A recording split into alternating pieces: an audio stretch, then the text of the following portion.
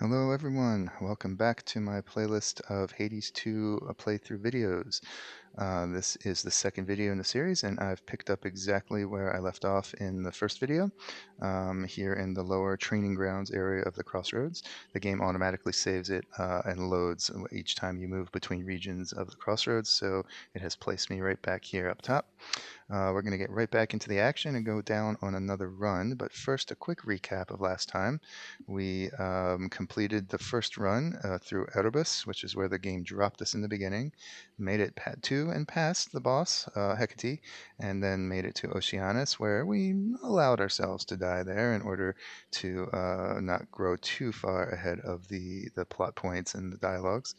Then we explored the Crossroads, met a good number of very interesting people, and then here at the altar, we used our collected ash to raise our abilities.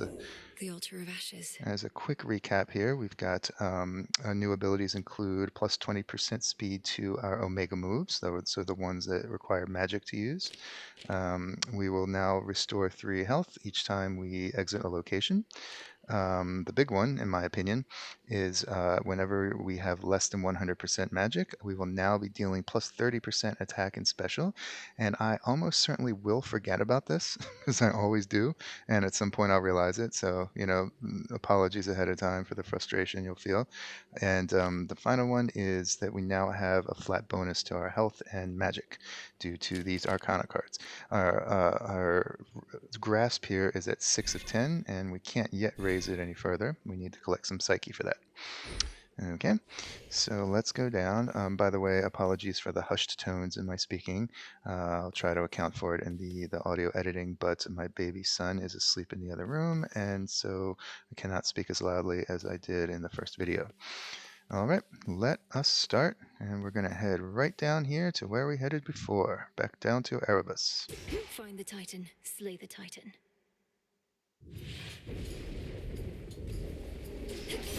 The sigil of frost. The Sigil of Frost. Okay.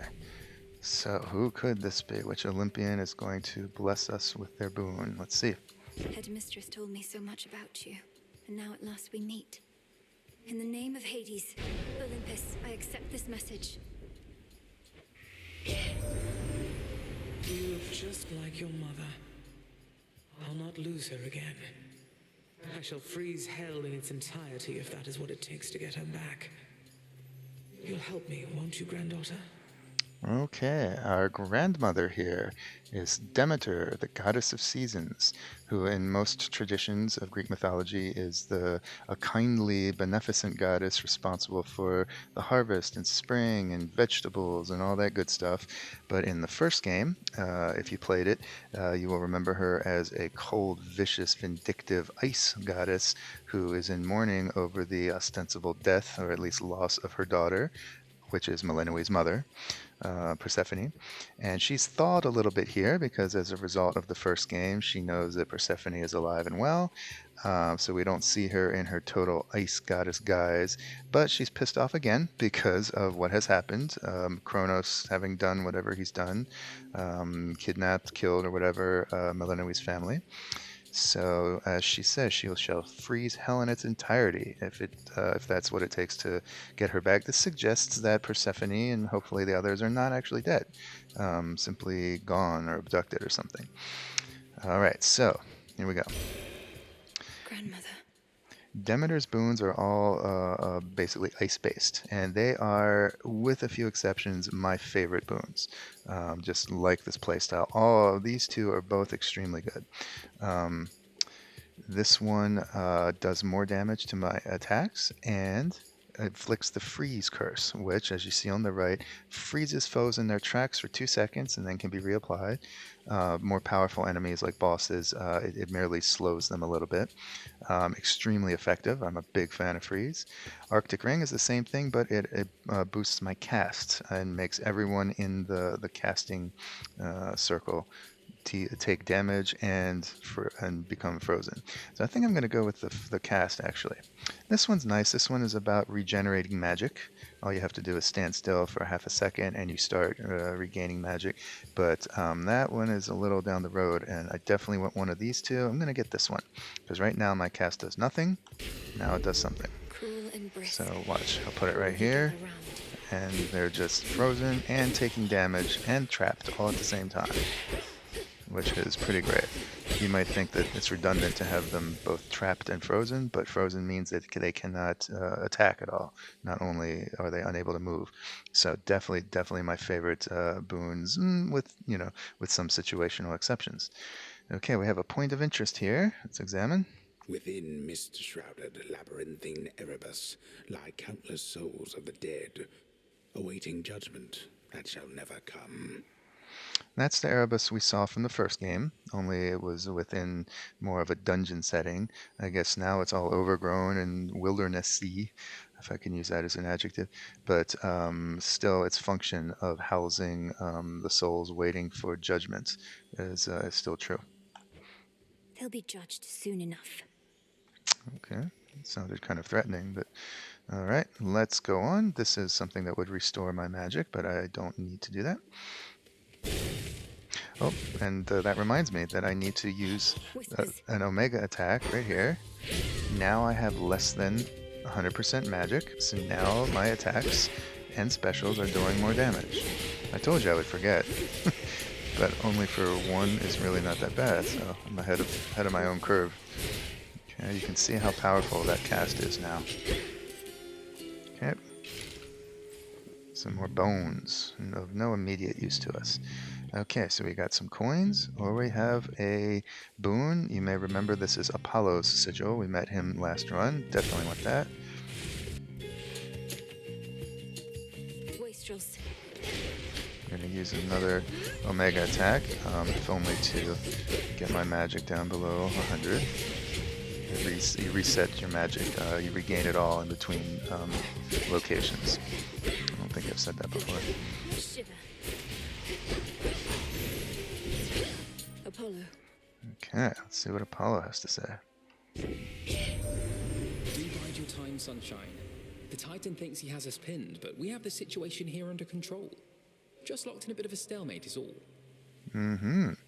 So it looks like whatever Titan Kronos has done to my family down below, he's also attacking or doing something bad to Olympus up above. But Apollo is trying to reassure me that they have it under control. Okay. Okay. This is a sprint boon. Makes me faster and inflicts daze, which you may remember has a chance of making enemies do no damage at all and miss. This is another magic regeneration boon. And Omega cast boon. Nope, I think I like this. This will be a sprint boon. Apollo's light. You can now see I'm faster as I move, and you hear that little sound effect going on here. Yeah, so that's inflicting daze on everyone near me. This is something I can't get yet. Check it out. I need a tool of some I sort. lack the tools for this. I will bust open these little cocoons or web cocoons here. So we have ash or bone. Definitely need that ash.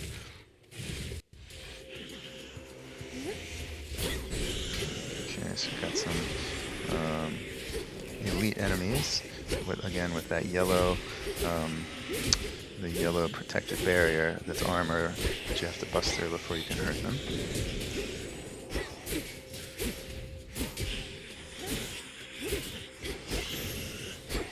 Yep. All clear. Some ashes. A palm or the flame sigil from our good friend Hestia, whom we met last time. Definitely want that.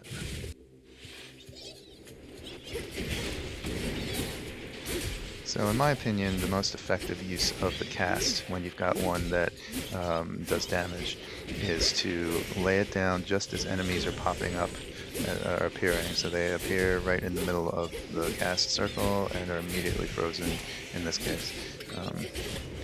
So you'll see me do that a lot.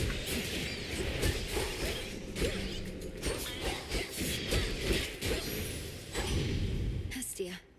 Okay.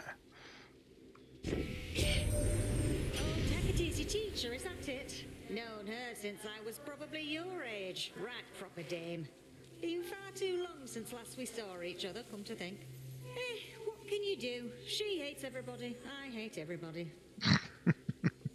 Oh, well, she's open about it. That's good. Okay.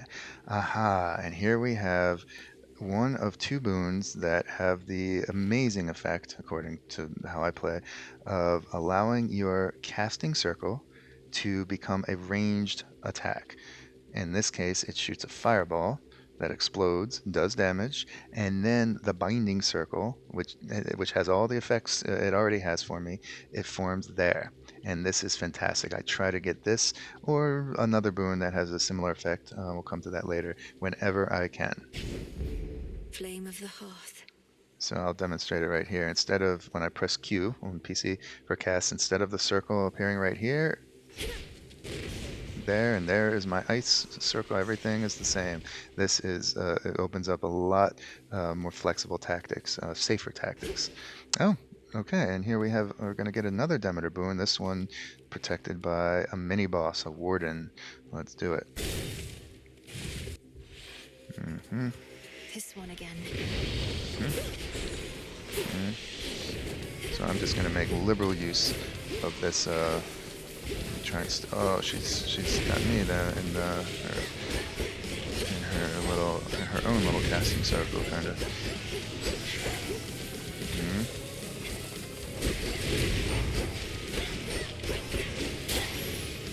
Okay, sloppy. Some other glade. A little sloppy, but effective. Okay, so here we go. Hear me on my authority. Okay, so okay. These are a rare instead of regular ability. I discussed that last time. This is the same one we saw in the previous appearance of Demeter. This one makes freeze last longer, plus 3 seconds. Pretty sweet. This is a fantastic one when you get it as early as I've gotten it now. Every 5 encounters, one random boon of yours gains rarity. Not gains level, gains rarity. From regular to rare to epic to heroic, which is pretty nice if you're going on a long run. I am not going to be going on a long run. Because the same thing that happened last time, where Eris came, slapped me with a debuff to prevent me from going too far, is very likely going to happen again. But let's get it anyway. Why not? So every 5 encounters, an encounter is defined as one of these battles, one of these rooms. One of my boons, either one of these two or any other ones I might get, including this one, will become more rarer. So that's excellent. Oh, here is looks like a heart. Another sigil for another Olympian. Freeze.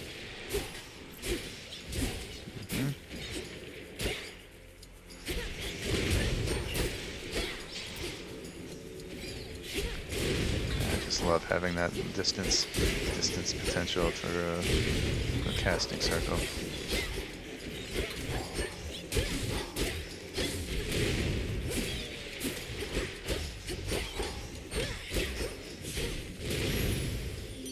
A heart sigil. The heart sigil. Who could this be? Doubtless this one knows hatred, not just love. In the name of Hades, Olympus, I accept this message.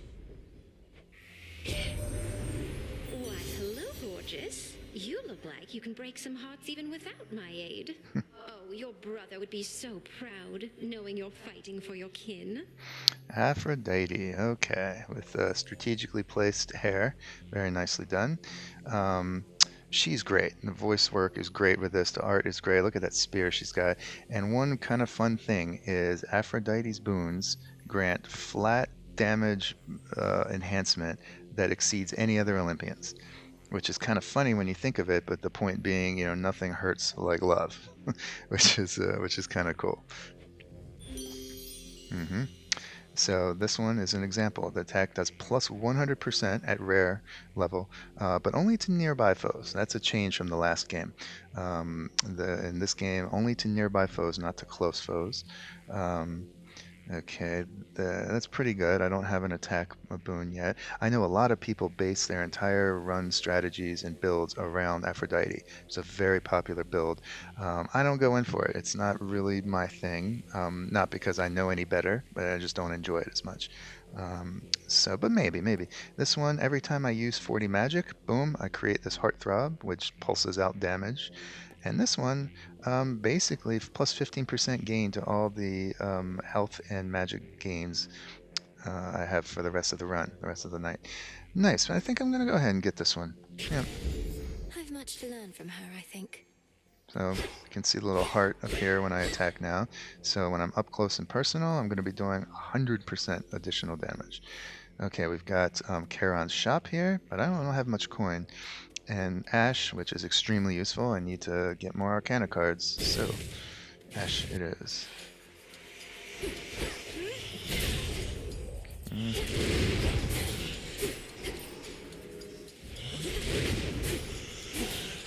Gotta remember to. Oh, Finally tracked you down. what is I know this? that voice. That sounded ominous. May notice the music has changed. Look at you. Also may notice that there are a great deal more enemies than normal, because what has happened is I have an ally. So the game compensates by making it a harder encounter. Someone's shooting arrows for me. Who could it be? That ought to do it. Good evening. Okay. Fortunately a friend. Let's pick up the ashes Ashes. and see who this is. Oh, I can salute. Let's do it. Together we shine, sister. Together we shine. She addressed her as sister with a capital S. That is not a reference to blood relation, but to something else. We'll soon learn. It's been too long, sister. Look at you on your great hunt. Not ideal circumstances, but you've finally begun. Know that the family has your back, surprised as they are about this. Okay, so this is Artemis, goddess of the hunt. Spends most of her times with nymphs and on the hunt with deer out in nature. Not really around Olympus very much. Very independent. And addressing me back as sister, saying I'm on my great hunt, finally begun. All of this suggests that, I've been in training for this. That finally it has occurred. No longer back at home doing the training. The family, the Olympians, have my back, surprised as they are about this. That's interesting. No shortage lately of surprises on Olympus or below.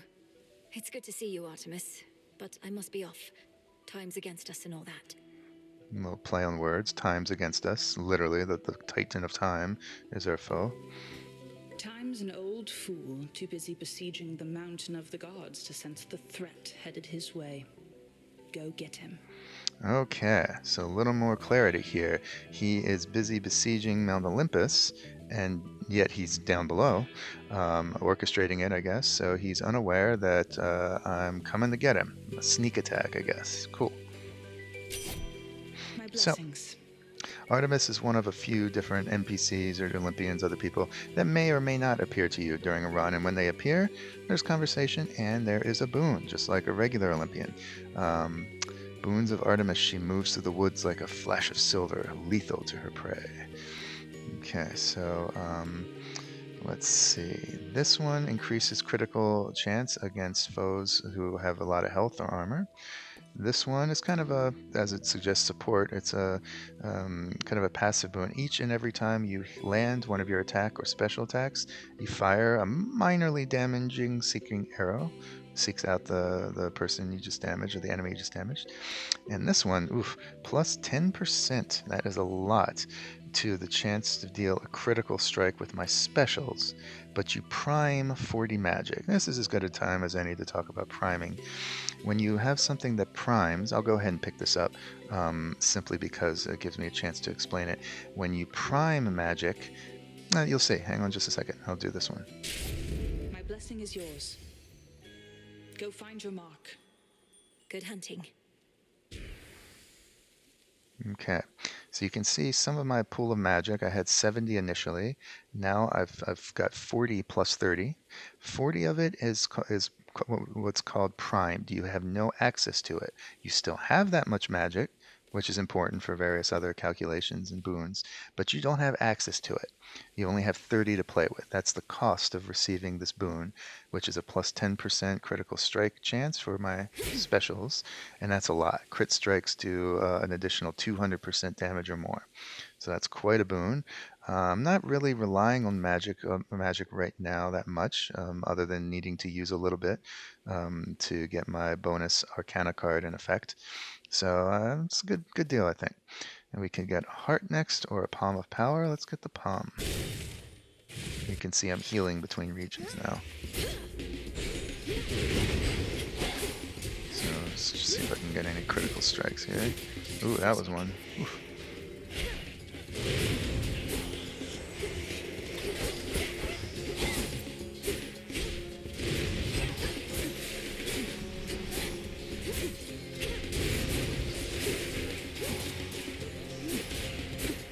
Hopefully I'm showcasing with some convincingness how powerful this ranged casting circle ability is. I cannot extol its virtues enough. Okay, what are we gonna get? Can raise either the effect of my attack boon, that cast boon, the sprint. I'm thinking this. Even though raising the level of rare boons is more effective than raising the level of ordinary rarity boons, even so, I'm liking this one more. I really like that cast. I rely on it a lot. So let's go for it. And this gives me a chance to say one really important thing about tactics, and actually about strategy for this game. Do not be seduced by the higher rarity boons. Just because it's that cool blue or that shiny purple does not mean it's necessarily the best one for you. Make sure it enhances your game, it complements your strategy at that moment, and that's why I'm going to go with this one. Yes. Okay.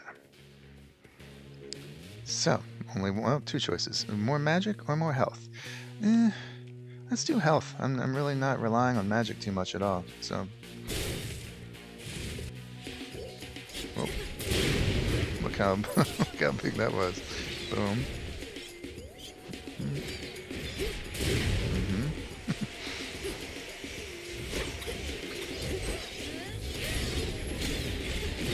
I just tossed out that Omega Strike to bring my Arcana card into play.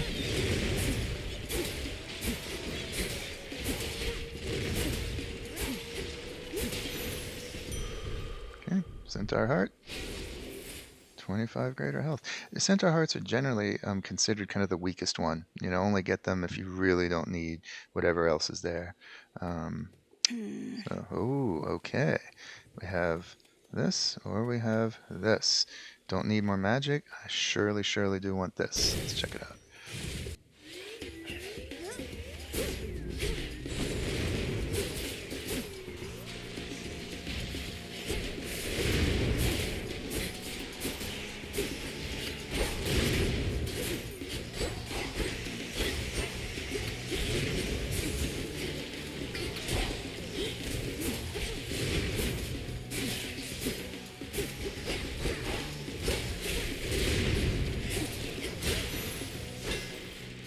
Hammer.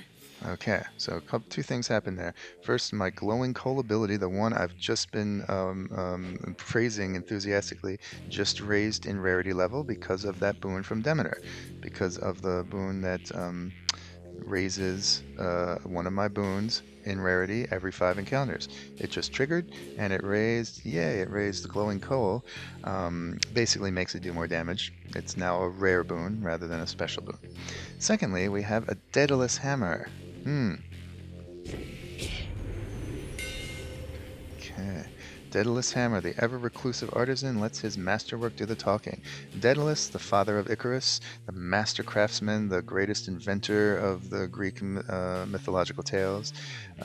We learned in the first game his shade, his spirit, was after he died, was summoned by Hades to help Hades with the work of building and maintaining the Underworld. And so he's down there, or he was down there, toiling away. Who knows where he is now? And he's left some of his hammers lying about, and you can use them to improve the weapon you've got. Not as a boon, but as a fundamental change, improvement to the weapon's abilities. And it's these that generally dictate how you build your strategy, what you base them on. These are significantly powerful. So this one allows my special attacks to bounce up to +2 more foes doing +10% per hit. Pretty nice. This one allows my Omega attack to deal 50% more damage and strike sideways, as well as up and down, ahead of me and behind me, to the left and right. Nice. And this is a simpler one, +30 power. Not 30% damage, but power, which as you see to the right is an increase to the base amount of damage, which is then multiplied by the various boons you get. I'm gonna get one of these two. I think I'm gonna get this. I'm starting to trend towards the special attacks lately, so let's try this. It'll start bouncing and dealing more damage as it bounces. Pretty sweet. Such secrets in this stuff. Okay, I can't showcase it for you here because there are no enemies for it to bounce off of, but in the next one, some magic. I've got enough to purchase a boon, should one be on sale, so let's go to Charon's shop. The Psychopomp, as I said before. Love that word. Okay. What do we have in stock? Okay. Alright, let's talk here. And we can see that we have already reached the end of Erebus. Next is the boss again, Hecate. So let's see what Charon wants to say.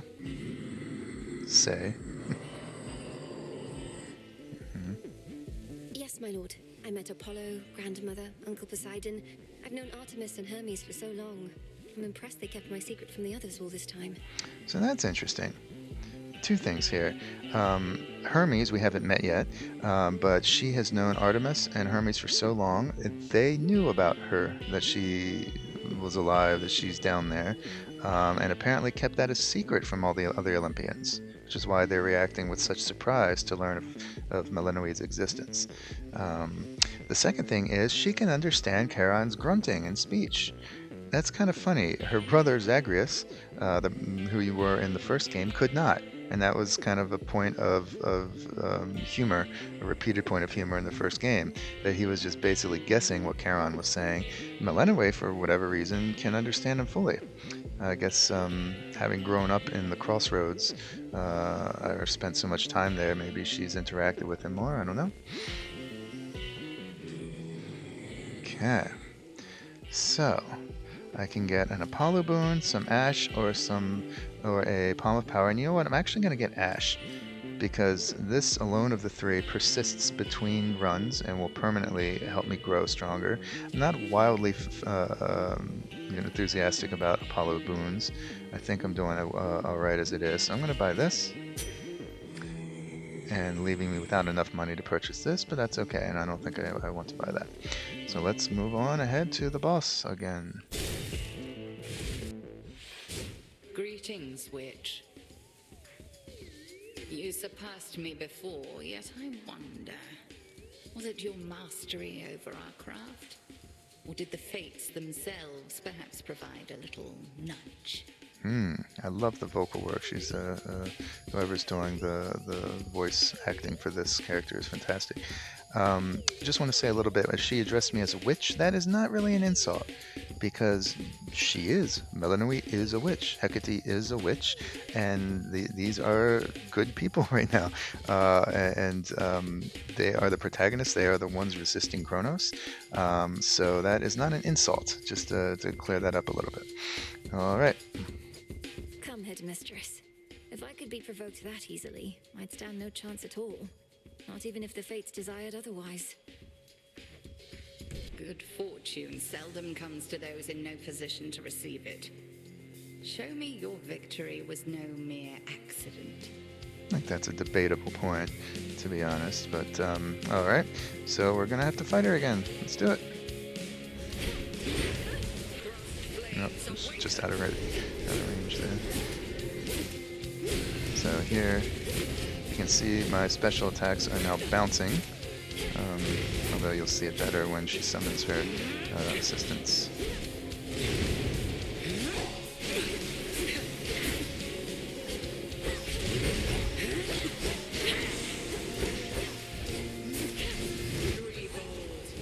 So she's basically doing the same as before, splitting into 3.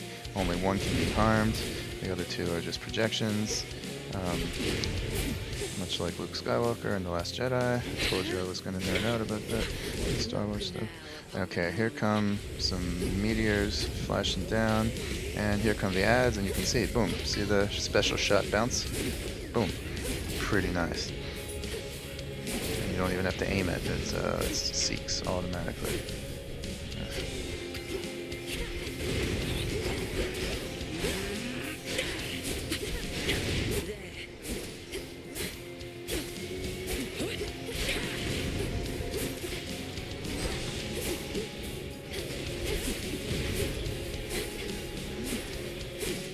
Particular ability is really unimpressive.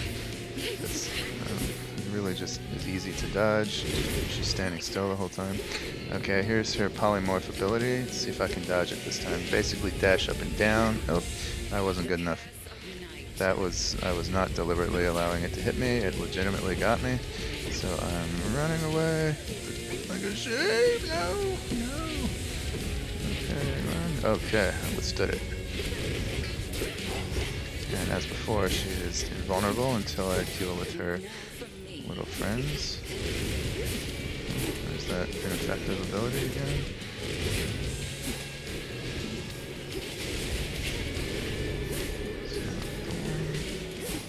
That's not the one.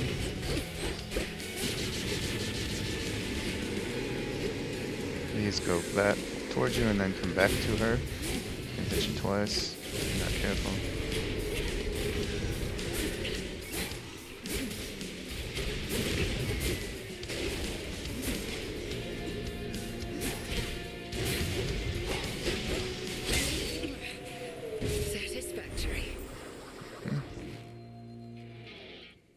Impressive work to have evaded every strike, my own and that of my sisters as well.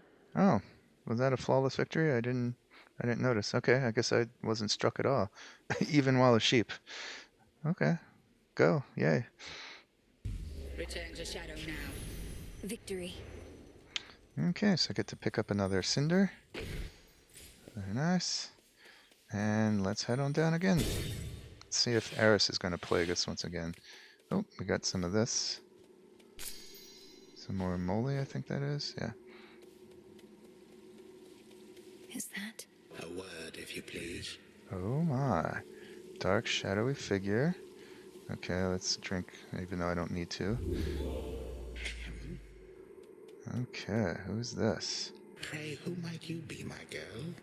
And what compelled you to wander in and out of Erebus?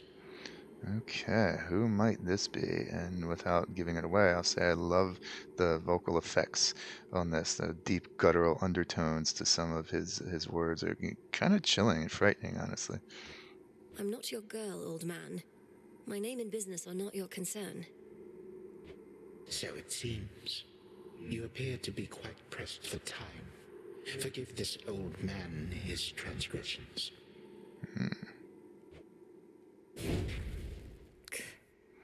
Okay, you might have figured it out already who that is, but I'm not going to spoil it. That is some mysterious figure. Old man, threatening, imposing. Okay, here we are, going down to Oceanus again.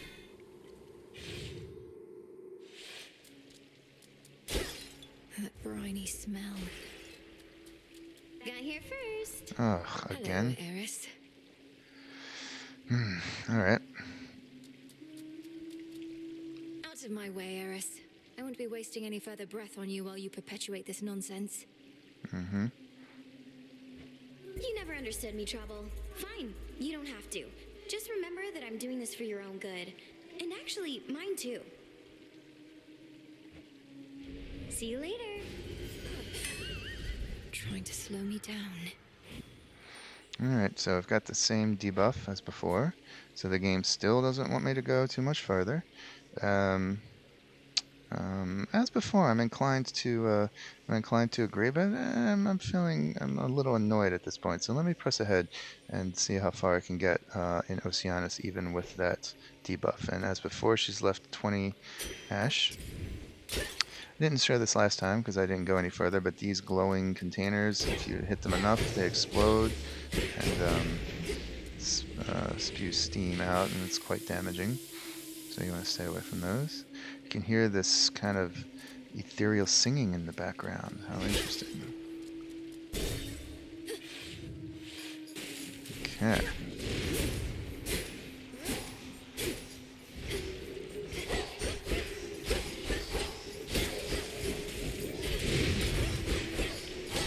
So these are enemies that are basically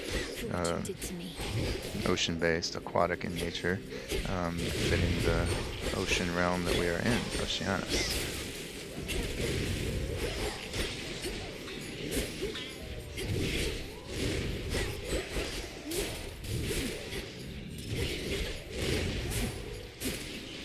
Oh, I forgot. Yep, I told you I would. I forgot to use some magic in order to make myself more powerful. Oops, that was sloppy. Those things blow up and explode when you destroy them, so and then do damage to everyone around. Or rather, I think they just damage you. Okay. Alright, more Aphrodite or some more coin. Let's get another Aphrodite boon if I survive. Farther than last time. Mm-hmm. Game let me know. Oh, tons of these fish. This is going to make short work of them. The game lets you know when you've exceeded when you've gone farther than you went last time. Exceeded your range, that's what I was trying to say. Okay. I'm a little distracted right now because I can't make up my mind if I want to actually continue or just take the game's hint yet again and stop my progress until the game wants me to go ahead. I'm starting to think I'll do the latter again, though that's probably pretty frustrating to you viewers who are just here to see the game being played, not intentionally sabotaged.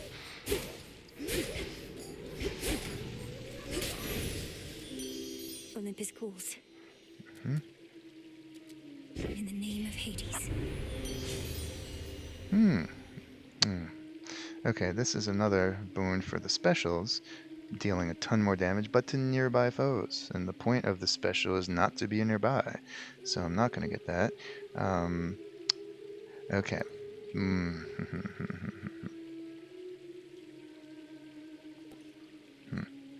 Okay. This one automatically inflicts weak on nearby foes automatically and gradually restores magic near them. But I don't want my magic to ever be at 100% because then I lose the benefit of that Arcana card. So that's kind of a double-edged sword. This one is nice, just a base +5 power. Again, power is before any boon calculation for percentage. A 5 bonus power, but at the expense of priming 20 more magic, which would leave me with only 10. And then I'm considered to not be less than my maximum, so I would still need to have enough magic to use an Omega move in order to trigger that Arcana card. So I think I'm going to get this one. It restores my magic, but as long as I can remember to keep using those Omega attacks, which I can use much more freely now, to greater effect now that I'm regenerating, I'll be all set. Cool. Wow. Okay, so just looking around here. I think I'm going to compromise. I'll go as far as I can in Oceanus, but if I should happen to reach the boss, I am going to die again intentionally, so as not to outstrip the pace the game wants me to be at. So here, Bones, Charon, Ash. I'm really going to gun for the stuff that's going to help me the most in the long term, so I'm going to keep getting more Ash here. Jump. Shellbacks. So I can use my Omega moves pretty freely because you can see I'm regenerating down in the corner. As long as I'm near enemies. I have to be near them to regen. Aphrodite's all about proximity to enemies. All of her boons. Well, not all of them, but the theme of her boons. So, oops, I'm at maximum again. I promised to keep that in mind, didn't I?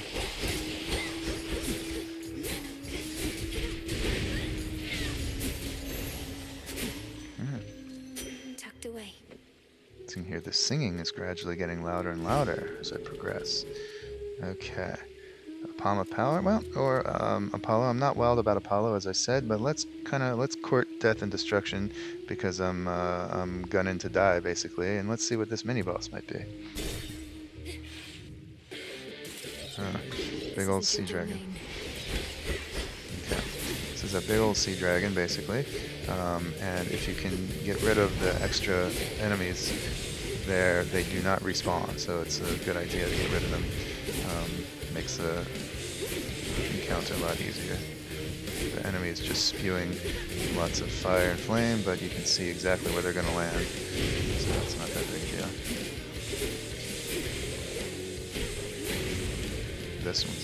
That one is a little trickier to manage. A lot of hit points.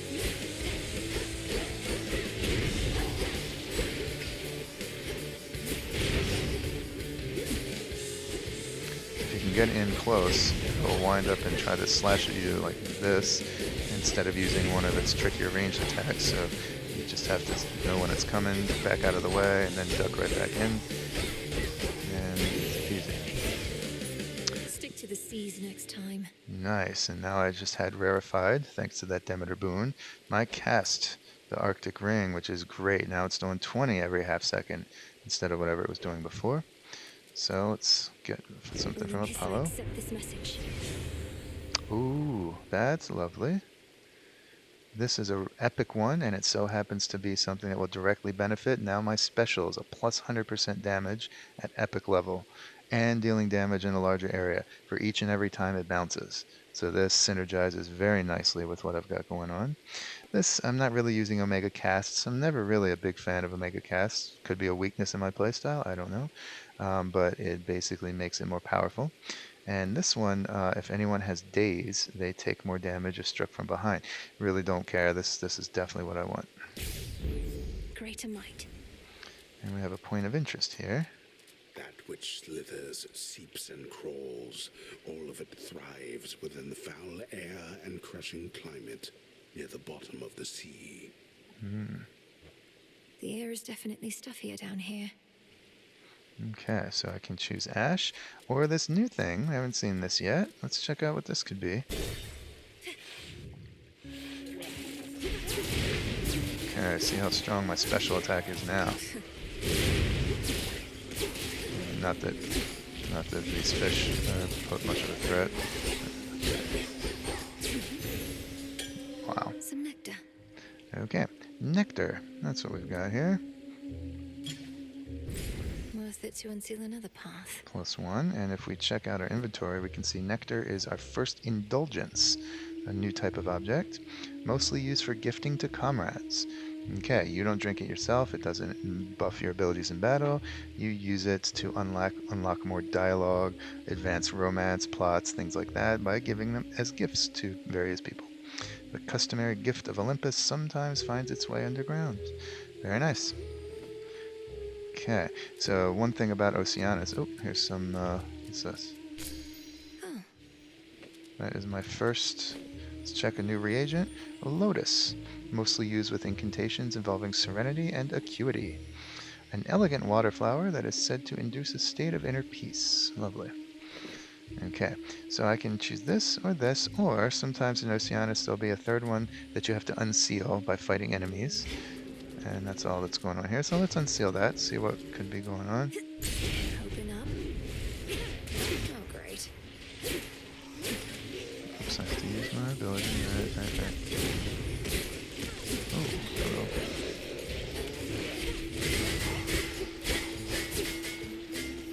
There's things clam up and hide inside their shell, and they're invulnerable while they're doing so. And okay, that unlocked a new nectar. Okay, that's good. I mean, Ash is going to help me directly, but nectar's a little rarer to find, and I prefer things that advance plot and story, above all, as I've said several times. So let's go ahead and get another nectar, should I survive. Hippos.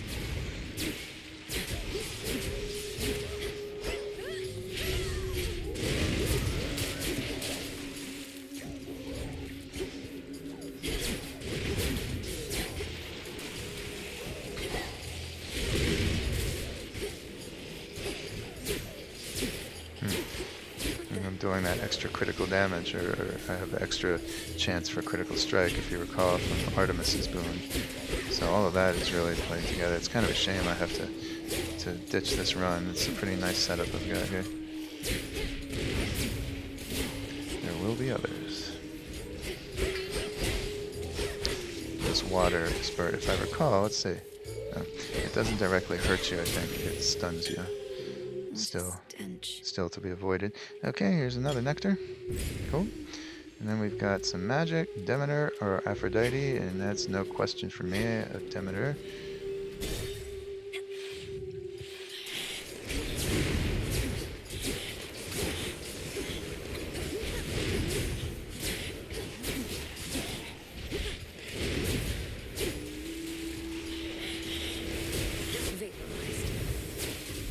That vapor is nasty.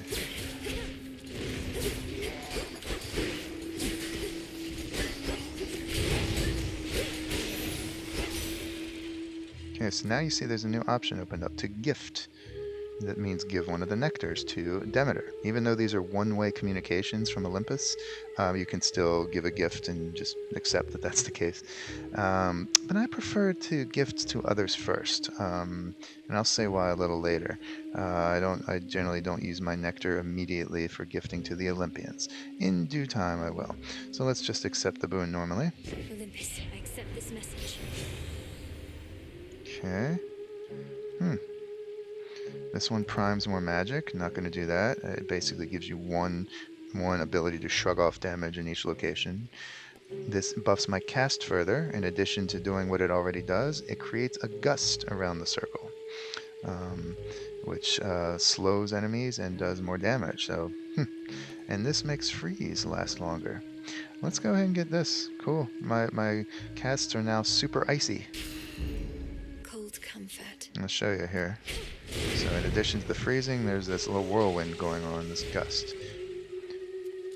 And as I believe I said this before, but I can't remember now, you basically have one boon that can directly enhance your main abilities.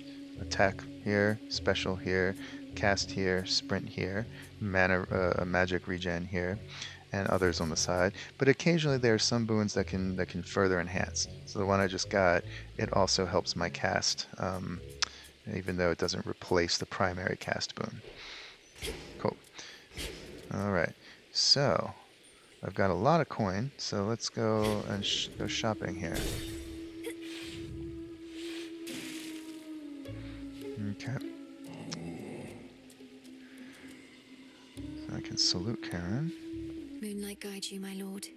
And here we are in the realm, or in the region, sorry, in the location before the final boss. So I've made it all the way with perfect health to the final boss. I am going to allow myself to die. Again, let's take our time with this game. No need to rush through it. Let's appreciate all the fun dialogues on the way. And nothing I can buy here will persist through the death. Palm of Power, this is health restoration. But why not? I can't take the money with me. You can't take it with you when you go, of course. But so let's go ahead and spend it on Aphrodite. This one, please. Trusty Heron reached you after all, and just in time to face the gravest threats along your path. So may my blessing bring you victory. Cool. The Olympians all have special dialogue that triggers when you purchase their boons, as opposed to when they just gift them to you freely. So that's why I have a second Aphrodite dialogue in this particular night.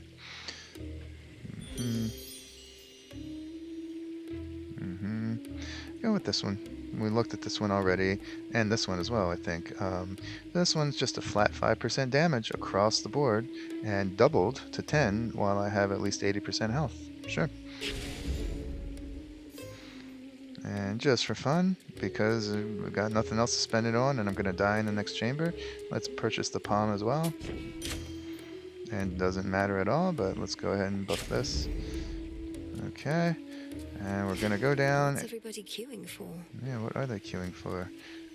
We see some statues here of a kind of threatening looking person.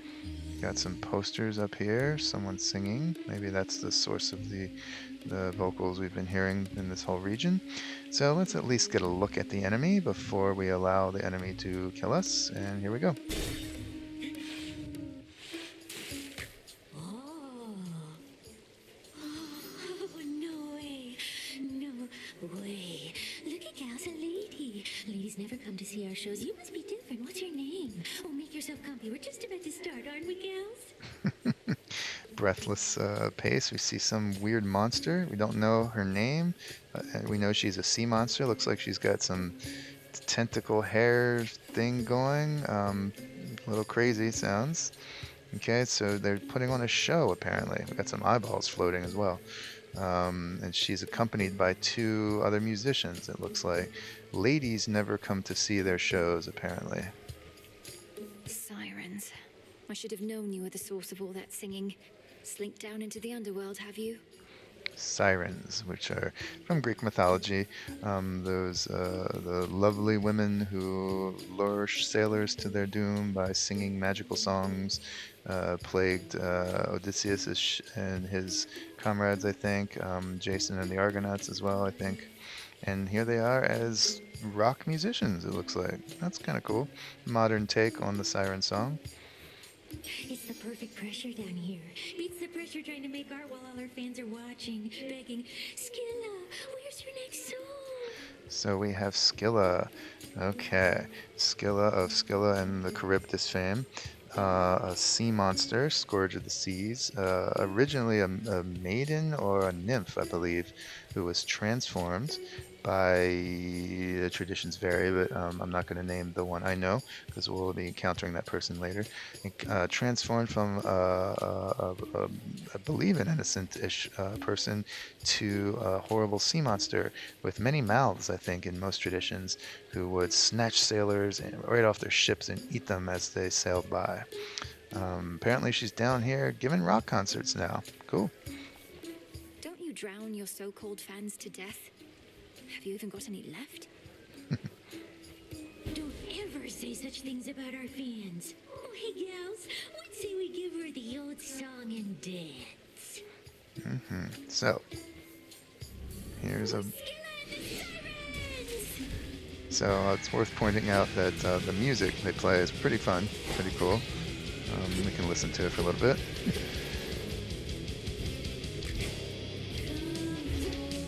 So there are 3 enemies here: a drummer who stays rooted in spot, a guitarist who chases you around, and Scylla herself, who kind of moves but slowly. My preference is always to take the drummer down first, just, low-hanging fruit. Also, her abilities are kind of annoying. She's responsible for all these little bomb circles going on, which are the hardest things to evade, in my opinion. The guitarist just kind of chases you around. She's not that hard to dodge, and Scylla moves so slowly. It's not a big deal. It's the drummer I usually focus on first. So she's got this ability that hurts everyone near her, and now hurts everyone not near her. So you gotta kind of watch out and be ready to move. So that's what's going on with this. I'm going to allow myself to die, as I said, just because, I wanted to show you something new without getting too far ahead. So let's allow Scylla to kill us. Tasty. Okay. Oh, come on. I'm right here. Lord. There we go.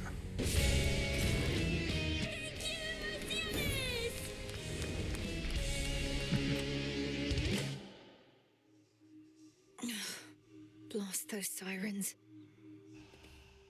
Okay, so here I am returned to the Crossroads once again. Okay, by choice. So let's talk to the froggy again. Sirens are amphibious. You know their weakness is Phrenos? So Phrenos is the name of this cute little fella. So basically this is how the game goes. You go and runs, you go as far as you can, you die inevitably, but you get a little more powerful each time. Then your returns to the crossroads, talk to a bunch of people, study at the altar again and again. It seems repetitive, but they've done just such a magnificent job of making the characters, the art, the voice so compelling that, at least speaking for myself here, and a great many people, though I know, you just really want to die. You want to see what's going on in the crossroads. You want to advance the dialogues. So let's go ahead and do it. I'm in my chamber again. Okay, so I can talk to her. I can give her a gift of that nectar. I can salute. Hail, spirit. You invoke me? We remember this is Dora, the person who is nice and kind of sarcastic and then has this terrifying form. Let's talk. Hey, you're up. You were out a while. See anything good down there that time? Oh, so I was sleeping, I guess, back in that circle. Interesting. Okay. I fought past Erebus down into Oceanus. It was so strange being underneath the sea. Do you remember the sea, Dora? The sea, the sea, the sea, the sea. That's the thing with all the water in it, right? I heard it's nice sometimes. Also kills a bunch of people, death by drowning. So I've been getting mixed messages, I guess. So she's sarcastic. It's a big place. Okay. I've got 2 nectars. I'll decide whom I want to give them to after I speak to everyone. Good night. Let's brood again, because brooding's fun.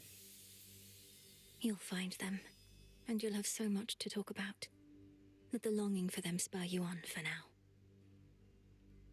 And again, she is the baby. Melanoe is the baby in this picture. Okay. Let's continue. Artemis. Fancy running into you again. Oh, okay. Artemis making an appearance down in the crossroads. That's nice. Death to Kronos. Stay safe, sister. I like to salute everyone. It gets repetitive, but it just feels right. So I do that quite often. Let's talk. Hey, Melinoe, I just wrapped a debrief here with Sister Hecate. This place has changed a lot since last I checked. So we've got Sister Artemis, Sister Melanoe, and Sister Hecate. Interesting, a little sisterhood going on here. Hi, Artemis. Welcome. We've had to scramble a bit to make ready for everything. Can I show you around? Have you said hi to Nemesis? Oh, no, I have to go. Olympus needs me back up top at least a little while. Maybe next time, all right? Well, that sounded a little awkward. She stammered a little there. Perhaps there's something between Artemis and Nemesis, and perhaps Artemis doesn't know what to feel about it. Kind of sounds that way. I like the animation on her, by the way. Check out her right eye as she's blinking. You see a little crosshair target appear there and blink away. It's a really nice touch for the goddess of the hunt and excellence in archery. I hear you. Bye for now. Okay. The cauldron's ready for me now. Oh, good. I can do some cooking. Let's talk to Headmistress Hecate first. Death to Kronos. Death to Kronos. At least our cauldron's finally purified, praise the fates. Speaking of which, are you as yet considering an invocation to them? I have my doubts that they would listen even now. So you can use the cauldron to invoke or cast invocations. Interesting. If there's any chance the 3 fates shall aid us, I'll take it. Thank you for preparing things for me.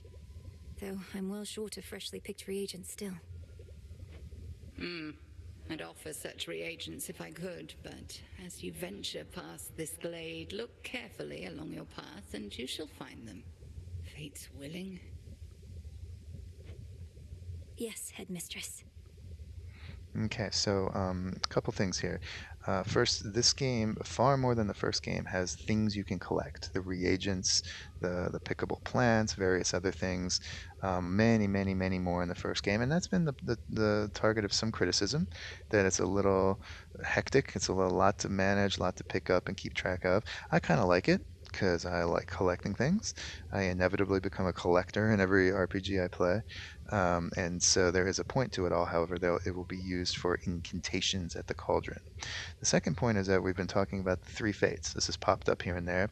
The three fates are similar to the three Norns in Scandinavian and Norse mythology. They basically weave the fates of everyone in existence. They dictate the grand big pictures of what will happen. There are three of them, usually an old woman, a young maiden, and someone in between, a person in the prime of her life, suggesting past, present, and future.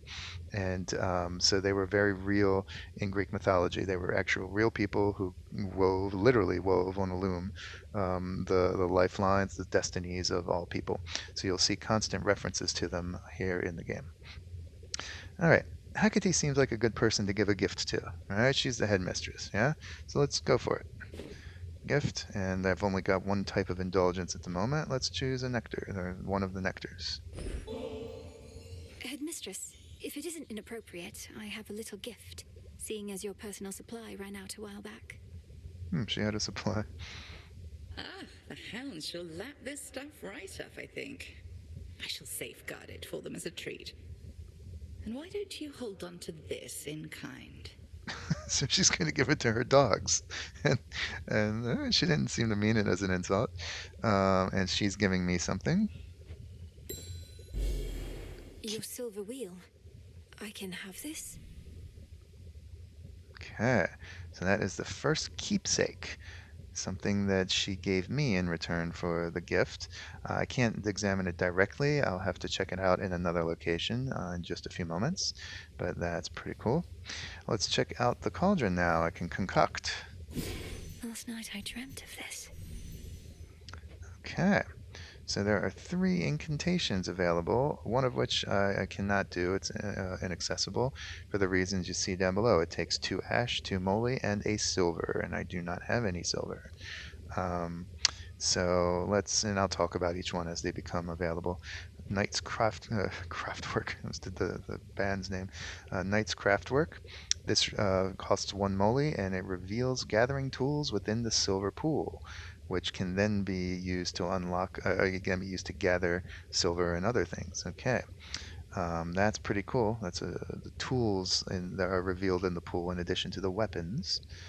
And the third one costs 10 bones. I have plenty. Summoning of Mercantile Fortune. Persuade the wretched broker to appear, with whom you may trade bones for various resources. Okay. Let's do both. Why not? This one, the earth yields its splendors readily to those bearing knight's silver and a worthy purpose. Let's be able to see the gathering tools. Here we go. Great knight, reveal now your works within our silver pool. So mote it be. So this little chant they have, so mote it be. This is kind of a mantra or chant that the witches here use. I can't say I like it. I've never gotten on board with it. I get what they're trying to do. So mote it be. It's kind of like a false version of might.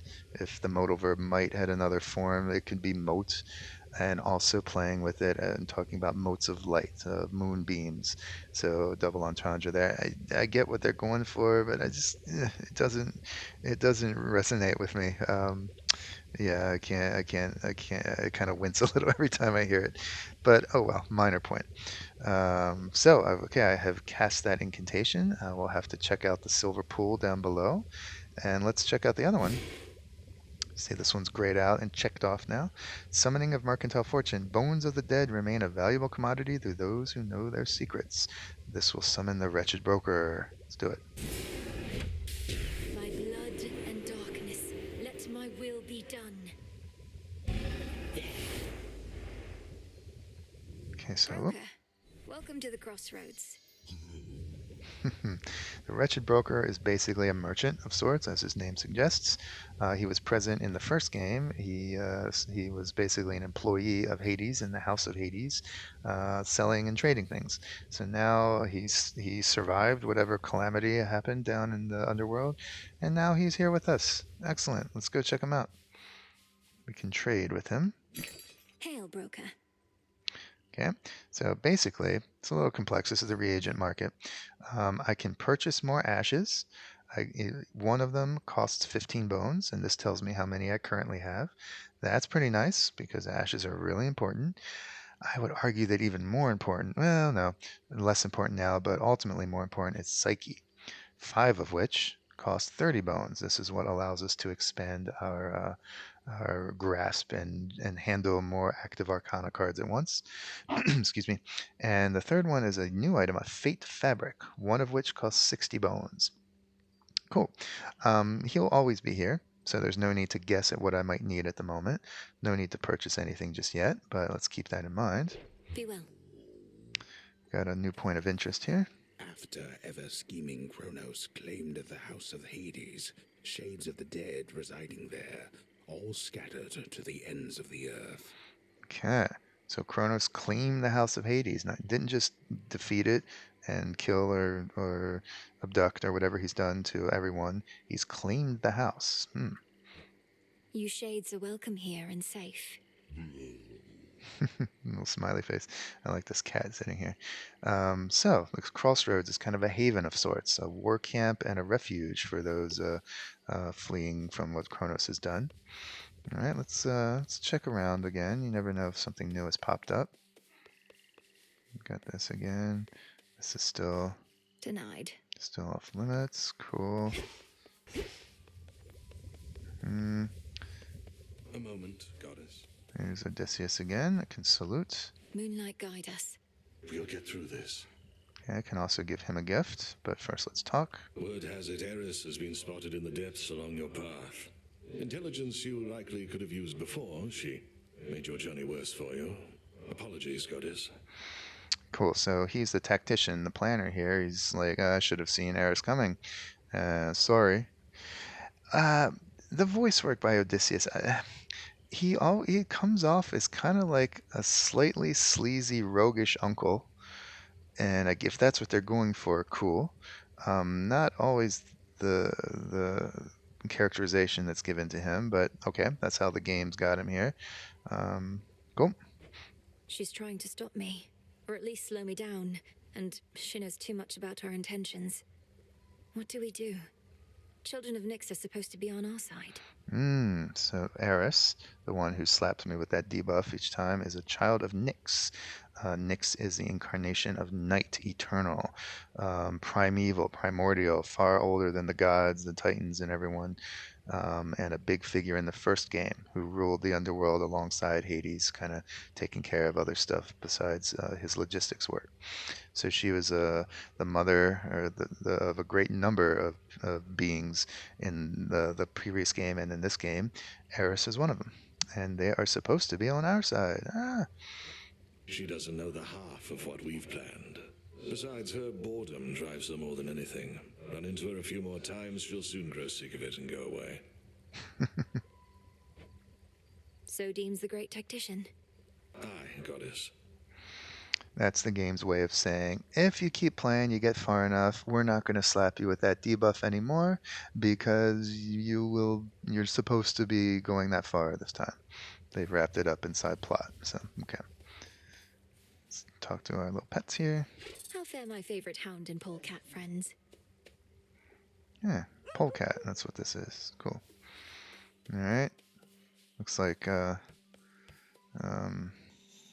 Hypnosis is still sleeping. I can gift to him. That's interesting. Kind of seems like it might be a waste. May you have pleasant dreams. Okay. Got a point of interest here now. A finely chiseled countenance of the Underworld's unseated king instills a sense of quiet contemplation and resolve in whosoever dares to meet those stone, unseeing eyes. Watch over me, Father. Cool. Salute it. Why not? And kind of scared too. Let's go talk to Nemesis. You're not really on friendly terms. Oh. Where'd Nemesis go? Okay, never mind. Not going to do that. Occasionally, NPCs will not be present at the Crossroads. All of the, other than the purely functional ones, like the Wretched Broker, they all have a chance of being absent at any given visit. So Nemesis is not here. All right. So let's go down.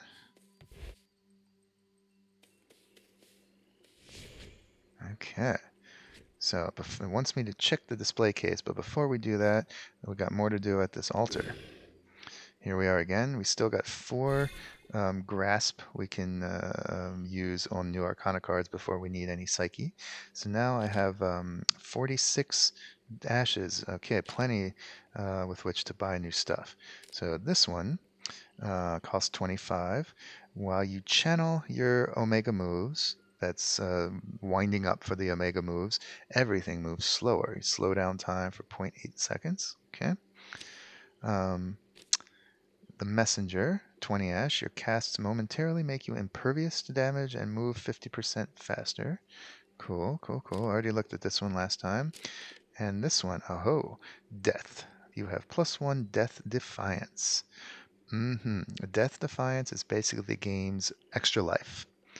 If you have one, then when you die, you get brought back immediately. You get to try again with a certain amount of health. As you see on the right, 40% of your health and magic are restored. Just 1 per night. Generally a good thing to have. Generally good. So I'm going to go ahead and get this one. But that would be all 4 of my remaining 10 grasp. So I'm thinking that's a good purchase. Let's go ahead and do it anyway. Death.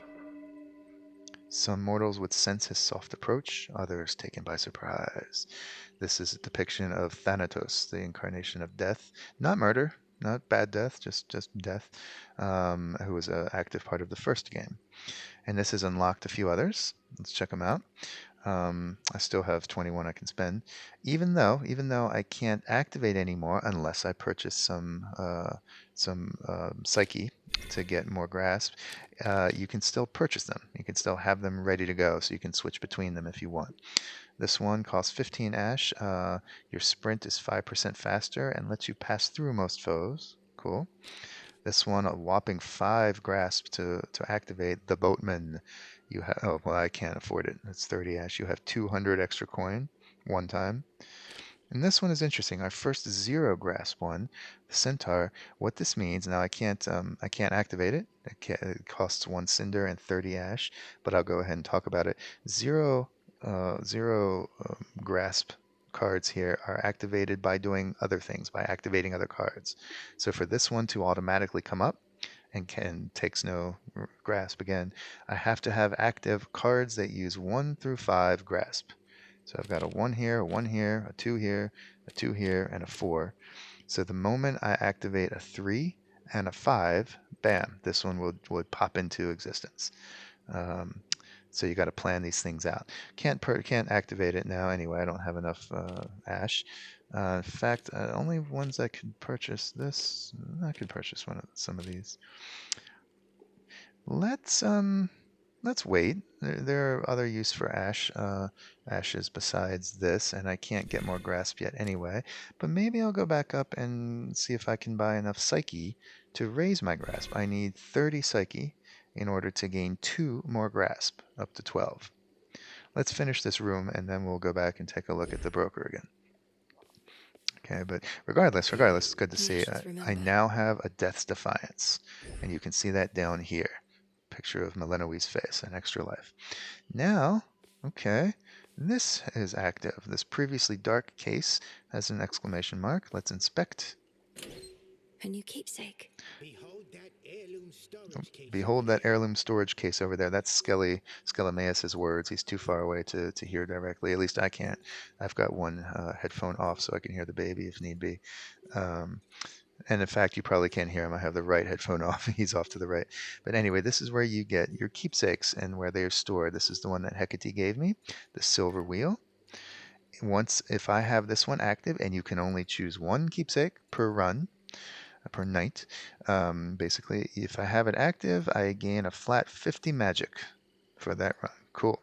And these can rank up. You can level them up. As you see down below, if I clear 25 encounters or rooms, bam, this will level up to level 2 and become more powerful. Well, it's the only one I've got at the moment, so let's activate it. The silver wheel. Excellent. So plus 50 mana, you see I've got 120 mana now. Magic. I keep saying mana, and I will continue doing so accidentally. So, cool. Let's go talk to Skelly. Skellimaeus. There she is again at last. And again, you can beat on him all you want and practice your combat here. Salute. Death to Kronos, Commander. Yeah, kill him. His irreverence is really, really amusing. Talk. I understand you ventured to the bottom of the sea. I too have been there in those depths, young one. But once, a while back, and briefly, I might add. Of course. You were a famous mariner in your mortal days. But then you finally met your end beneath the waters upon which you sailed? Nah, it was way more glorious than that. Love him. Okay, I'm not going to use my other nectar on him. I think I'll use it on someone else up top again. But first, let's see what's new in the silver pool. There's something new here. Okay, I still can't unlock any other weapons, but now I see a gathering tool. 4 tools available, only 3 are accessible. The one that's so these allow you to basically gather new reagents, mine various things that you can use in your incantations and unlocking further abilities and further weapons and stuff. So the only one I can get now is a crescent pick. It costs 1 ash to unlock this. It's useful for gathering minerals, including silver, which we know is key to unlocking a bunch of stuff. Its engravings suggest the humility and restraint expected of its bearer. All right, let's spend 1 ash, that's easy, to unlock the crescent pick. The crescent pick. Reveal to me the bounties of the earth. Okay. A trusty tool indeed. Okay, so you have this with you always. You don't need to equip it. You don't need to choose it or select it. It's basically passively with you now. With me, with us now. What else is going on here? The silver pool. It wants me to at least look at these, but I'm not gonna, the exclamation mark will remain as long as there's something quote-unquote new, but I'm not gonna talk about them until they're available. And again, the staff is all I can use at the moment. Forgive the roughness of my voice. I'm a language teacher by trade. I speak all day long and get others to speak, more importantly. So my voice is rather ragged at the end of the week. This is a Friday night right now. So let's go back up and choose someone to give the other nectar to. Upon this cauldron by the will of night. Okay. Hear me, shades of the dead, and listen well. I can join in here. Let's do it. Your strength is needed now to join our fight.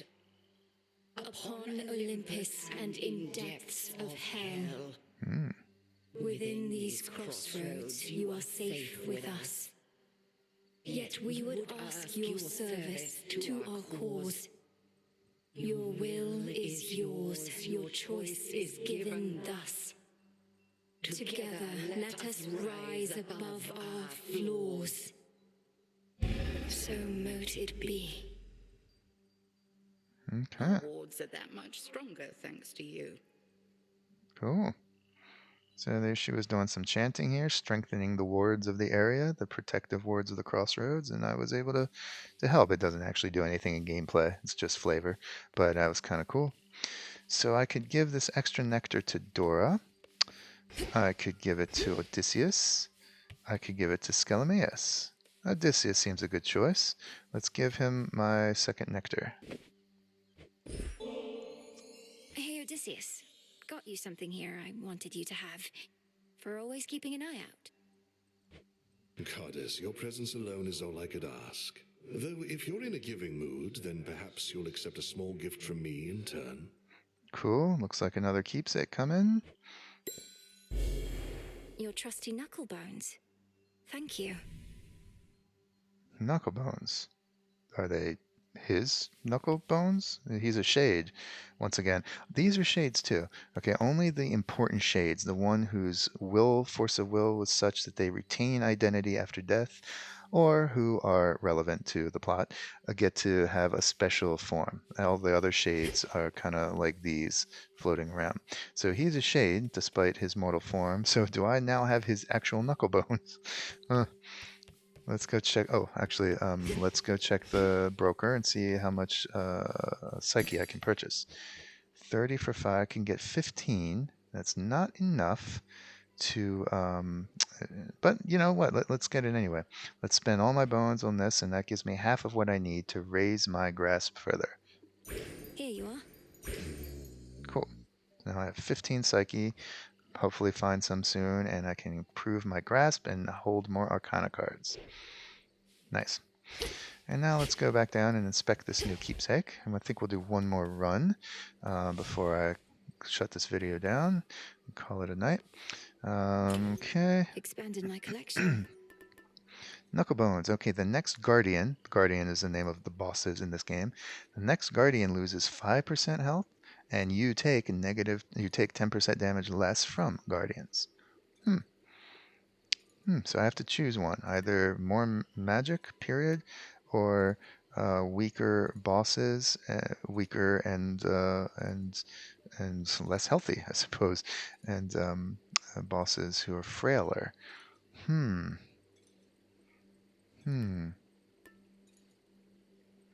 Let's go with the silver wheel. Why not? Magic can help out across the board with bosses and enemies. This is only for bosses. As we get further and things get more dangerous, this becomes the better choice, in my opinion. But for right now, we'll use the silver wheel. Cool. And you can see it activated down here. This is the one you've chosen. All right. Down we go again. One more run for this video. Back down to Erebus. I'll make this count.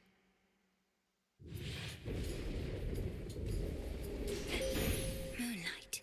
Oh. This is new. Okay. There's some raw silver I can use. And because I have the crescent pick, I am now able to mine this, which we now know is silver. You can go once, twice, and thrice. So I now have 3 silver. Let's check it out. It's a reagent. Oh, I can also inspect the psyche. Silver, mostly used for unlocking main weapons. The namesake sacred metal of the Silver Sisters gleams with the color of the moon. Okay, the Silver Sisters, that is who we are. Silver Sisters we know include at least Artemis, Melinoe, ourselves, and Hecate. Okay. Let's examine the psyche we purchased. Mostly used to raise grasp to activate more Arcana cards. Can be obtained from trading with the Wretched Broker, and also found using one of the other tools I don't yet have. A concentrated bit of the very nature of the Underworld. Excellent. Alright, so, this looks like the moon, so let's check it out. She's deviated from her path. Great Titaness, the Eye of Night, I draw you down. Lend me your might.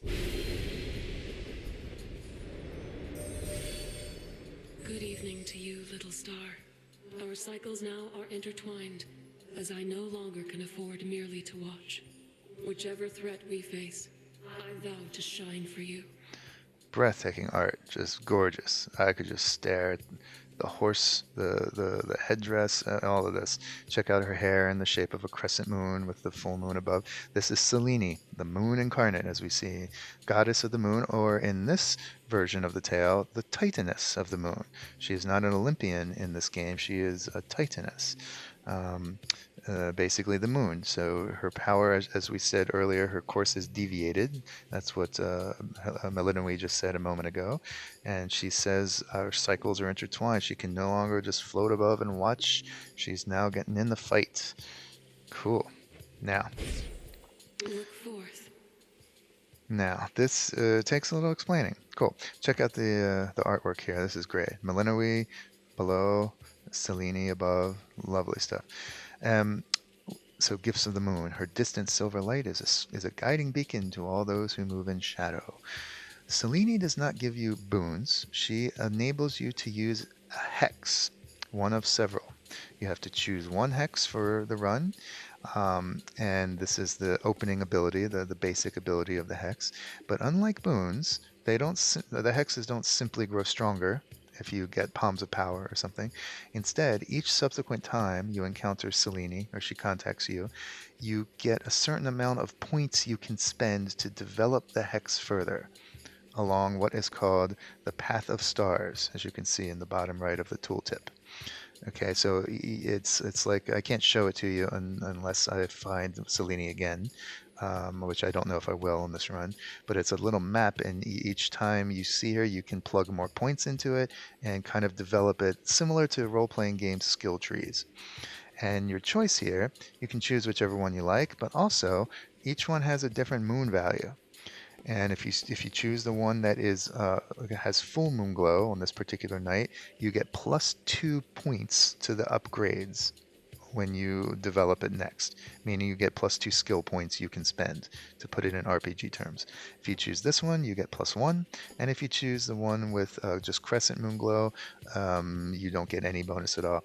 It's not that big a deal. Just like boon rarity, don't be seduced by this. If the hex does not suit your playstyle, you're not gonna be any better off from having a few extra skill points.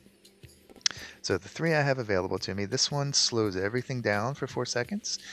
This one launches a polymorph projectile similar to the one that Hecate tries to use on us, on up to 5 foes at once. And this one, I don't like any of these, to be honest. Actually, no, I like this one. I don't like any of these two. The Hex, this one, Lunar Ray, fires a beam that deals a bunch of damage over 2 seconds. Leaves you pretty vulnerable, though, at least until you buff it up. And the key with the hexes is that you can only use them, they only become triggered after you spend or use this much magic in a given encounter. So you can see this one, wow, you have to use 130 magic before you can even use this one time. Then you have to use 130 more magic to use it a second time. So these require a bit more strategizing than the boons. This one is the 30. It's the easiest one to pull off, but it's the least I just don't like it. However, since my point here is to show you things, not just win all the time, let's go ahead and use this one, Lunar Ray, and I'll be able to use it immediately. You don't have to build up the magic for it the very first time. The very first time Selene sees you, bam, you get it, you can use it immediately. So let's show you what it's like. Here we go. And you use, on a PC, it's the F key triggers your hex. Lunar Ray. Okay, so I'm going to use it right now. So it lasts for 2 seconds, does a ton of damage, but you have to be standing still. If you move, you lose the Lunar Ray, which means it's a little bit, at least until you build it up. So it's not my favorite, but it is the easiest to pull off. Just 30 mana, bam, or 30 magic, bam, you can use it again and again and again. Each 30 magic you use. That's pretty nice. So let's examine this. Near all of the near-endless pathways in suffocating Erebus lead to dead ends, and very scarce are those who can navigate them. Scarce. I don't usually see scarce used to describe people. Took only my entire life to figure out. So she has indeed spent her whole life, from literally practically a newborn to whatever age she is now, spent down here in Erebus and the Crossroads. Cool. So we've got only one choice, more bones, which we now know can be used to purchase Psyche and Ash, so kind of the currency of the Underworld. So you'll note I have no boons. The game has reset that. That's what it means, as I said last time, to be a roguelite game. I'm back to vanilla here. I don't have any other than my Arcana cards. Those are still active. But I have to rebuild my ability set on each and every run. So let's get 50 bones. Okay, looks like Poseidon's up. Let's use some magic, both to trigger that one Arcana card and to trigger my Lunar Ray. You can see just 2 is all it took. Let's use it. Okay. Pretty good. Not my favorite, but it's good early on while you're learning the game. It's good to have something that just does raw damage, so you can start figuring things out. You shouldn't have crossed me. Okay. Let's talk to Uncle Poseidon. First I heard our last best hope for stopping Kronos was the second born of Hades and his queen, I said, wait, ooh, so then they had a girl. The Titan dragon must have struck your father's house right after you were born. And we picked that up from various clues. This is confirmation. Immediately after I was born, bam, Kronos attacks. I don't know how I got out, probably linked to Hecate somehow. She's the headmistress after all. And everyone is surprised by my existence. So, cool. All right. I like this one, despite it being the weakest rarity-wise. This one buffs your attack and gives water damage, a splash that does extra damage, and knocks enemies away. Great from keeping them far away from you. And the splash does damage to enemies around them, too. This one is a cast that hits foes immediately with the same kind of splash damage and inflicts froth, which is a curse that basically gives them a chance to take further damage. Okay, and this one is an epic boon. Makes your Omega moves start to restore magic. Actually, this is a good one because, or it would have been a good one had I chosen one of the other hexes that required a lot more mana use, magic use. I could have used it and regenerated the magic more frequently. Yep, I feel like I want this. I want a nice attack boon right now. If I were playing for the long game, I would probably go for this one. But yeah, just to showcase things right now, check this out. See, a little bit of water damage, and when I can strike some, or water effect, and when I strike someone, you'll see the difference. Let's pick up an Apollo boon next. Watch as I hit someone. It's got that splash behind it that actually it reaches quite a ways. They might have increased the range there from the pregame. I don't know. So yeah, pretty nice. It thrusts enemies away, does more damage, and it's nice. Cousin. Okay. Kronos is up to something, but not even Athena knows what. His assaults on Olympus always fail, even if they've kept us occupied. What's his next move? So he's been attacking Olympus, but the assaults aren't successful. No one knows what's going on. Okay. All right. Let's buff the basics. Got my attack up. Let's get my special up. I'm a simple guy. Go for simple boons. Excellent. So I got the nice attack one from Poseidon. Now I've got a better a better range attack, courtesy of Apollo. And got some moly here, it looks like. All right, so bones or ash? Bones or ash? Let's go for ash. Let's go for ash. Yeah, I'm undecided about that, but let's do it.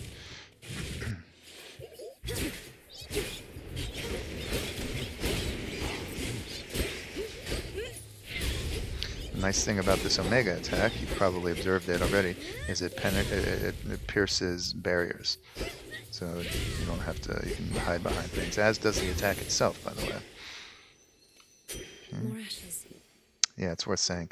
The special attack is blocked, you see, blocked by barriers, but you can attack right through it. So that's something interesting and good about the staff. Okay, so my choice of mini-bosses guarding 2 boons, Aphrodite or Hestia. Big time Hestia, love Hestia. Go back beneath the This earth. again, okay.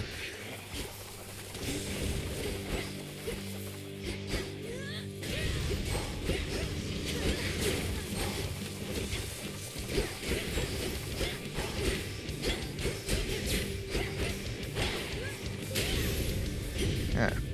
Enough. I handled that a little better than I did last time. See what Hestia's about. So, you're a bit of a witch, are you? Well, not I. Stuck with this family already, don't see why I'd want another one. But I understand the appeal, I suppose. Plenty of candles and fire to it, isn't there? She's funny. She's just as funny as Poseidon in her way, but not as a dumb oaf, but as kind of a shrewd, sarcastic older woman. Love it. Switch to a rarer boon. Okay, so this is the first opportunity I've had for a replacement boon or a sacrifice boon. You can give up my current attack ability, Apollo's, the one I just got, replace it with hers, and it gives me a higher rarity. So I can replace my regular Apollo attack with a rare Hestia attack.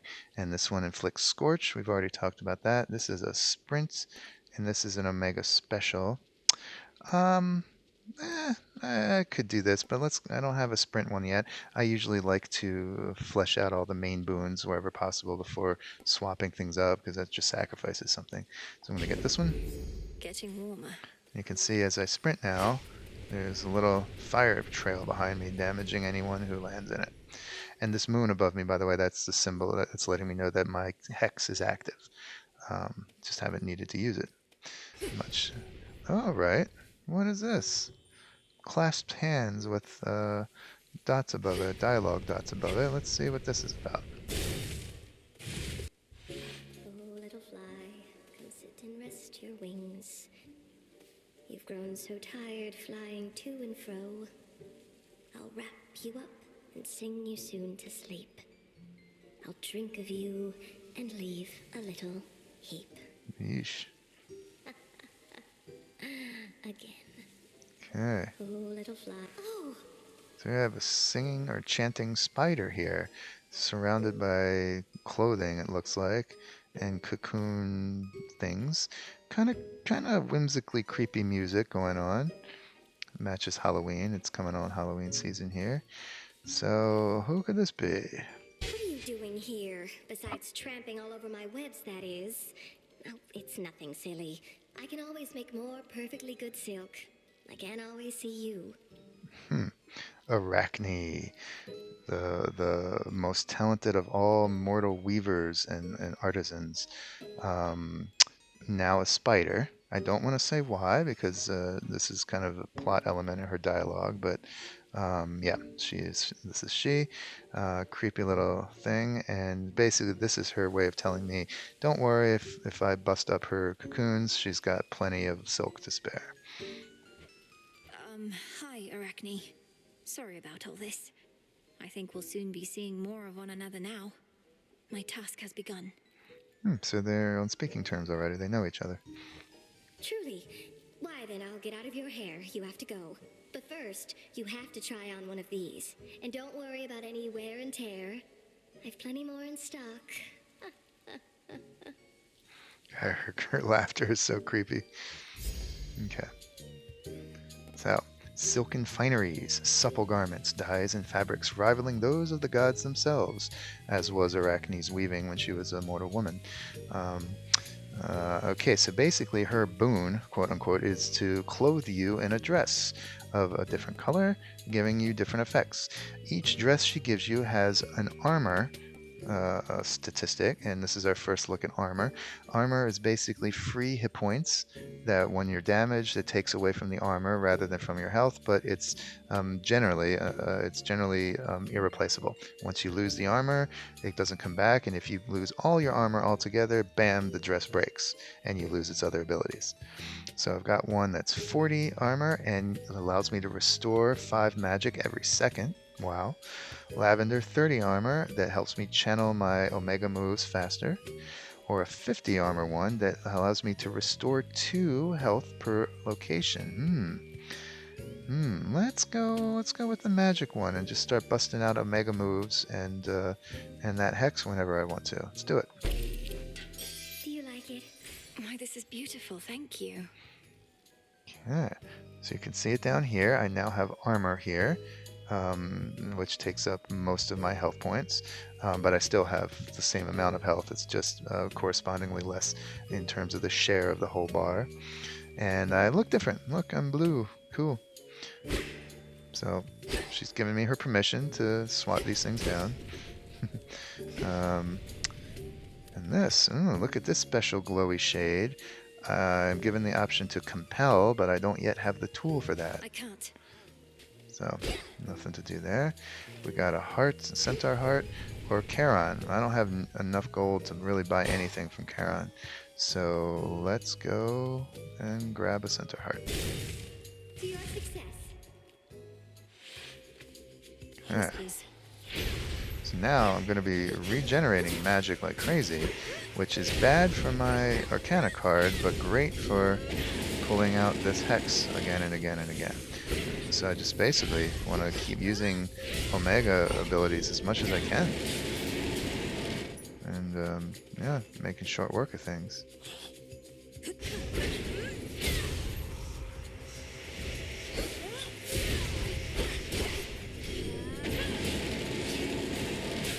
Beam doesn't last very long, as you can see, but you can use it so often, comparatively speaking, that makes up for it. Still not my favorite. You'll see what I mean when I get other hexes. Okay, so another Centaur Heart. Nice. 75 health, so some coin or a palm. Generally, palms are considered more advantageous than coin unless you're specifically hoping to buy something. So, yep, let's get this.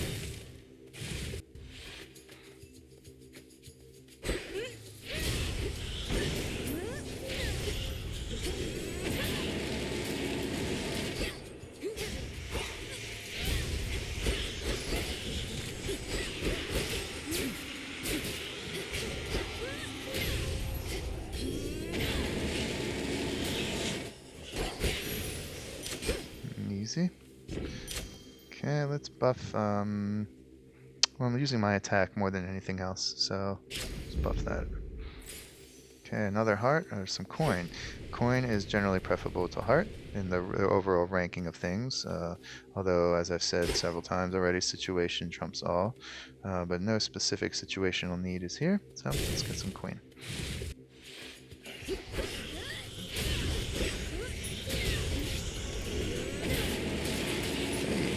Damage there, which is taken from my armor, not my health. And yeah, I mean, yeah, that means I'm not hurt, but also if I lose all my armor, I lose the dress's ability. 100 coins. Some more moly. Ash or nectar? Nectar's the rarer of the two, even though ash is the more immediately usable, but I like to collect what's rare, so let's get that.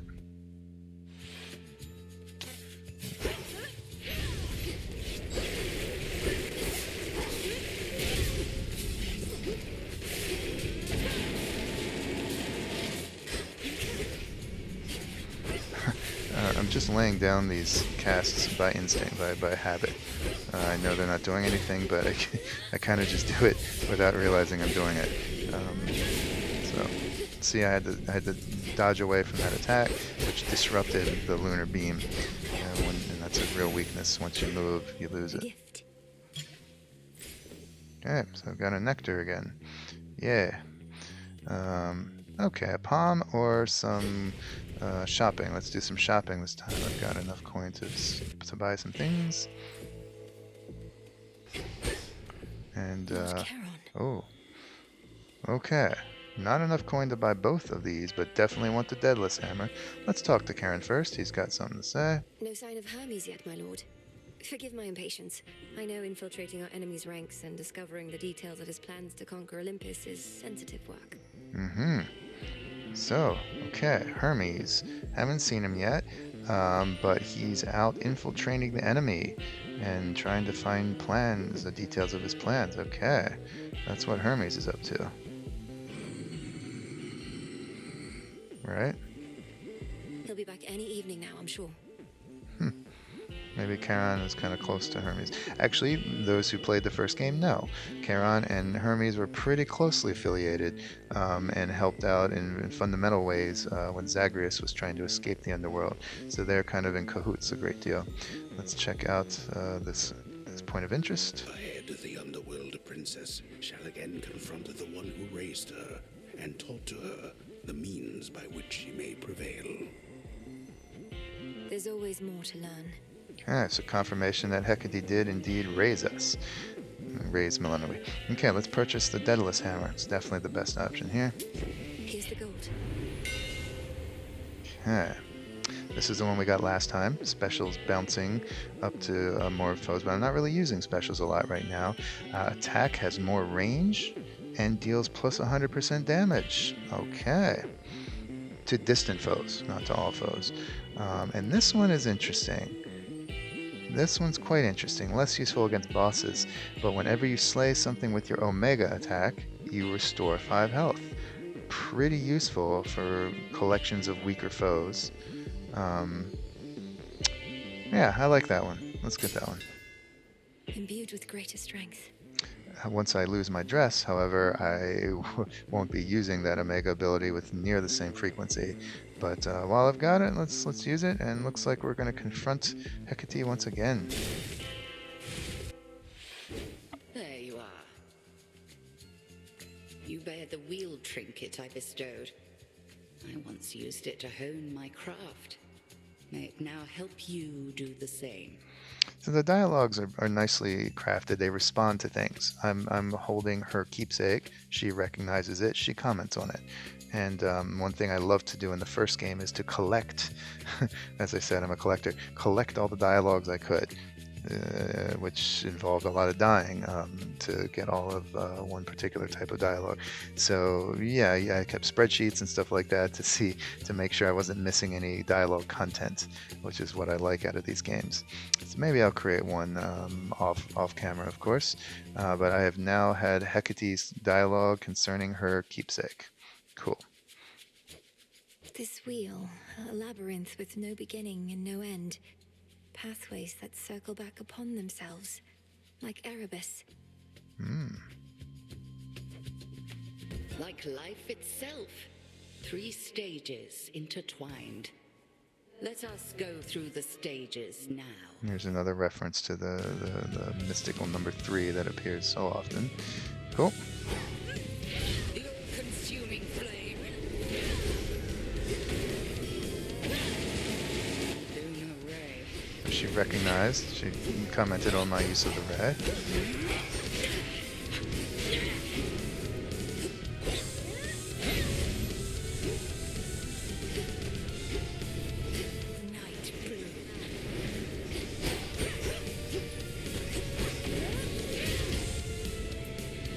Being careless here.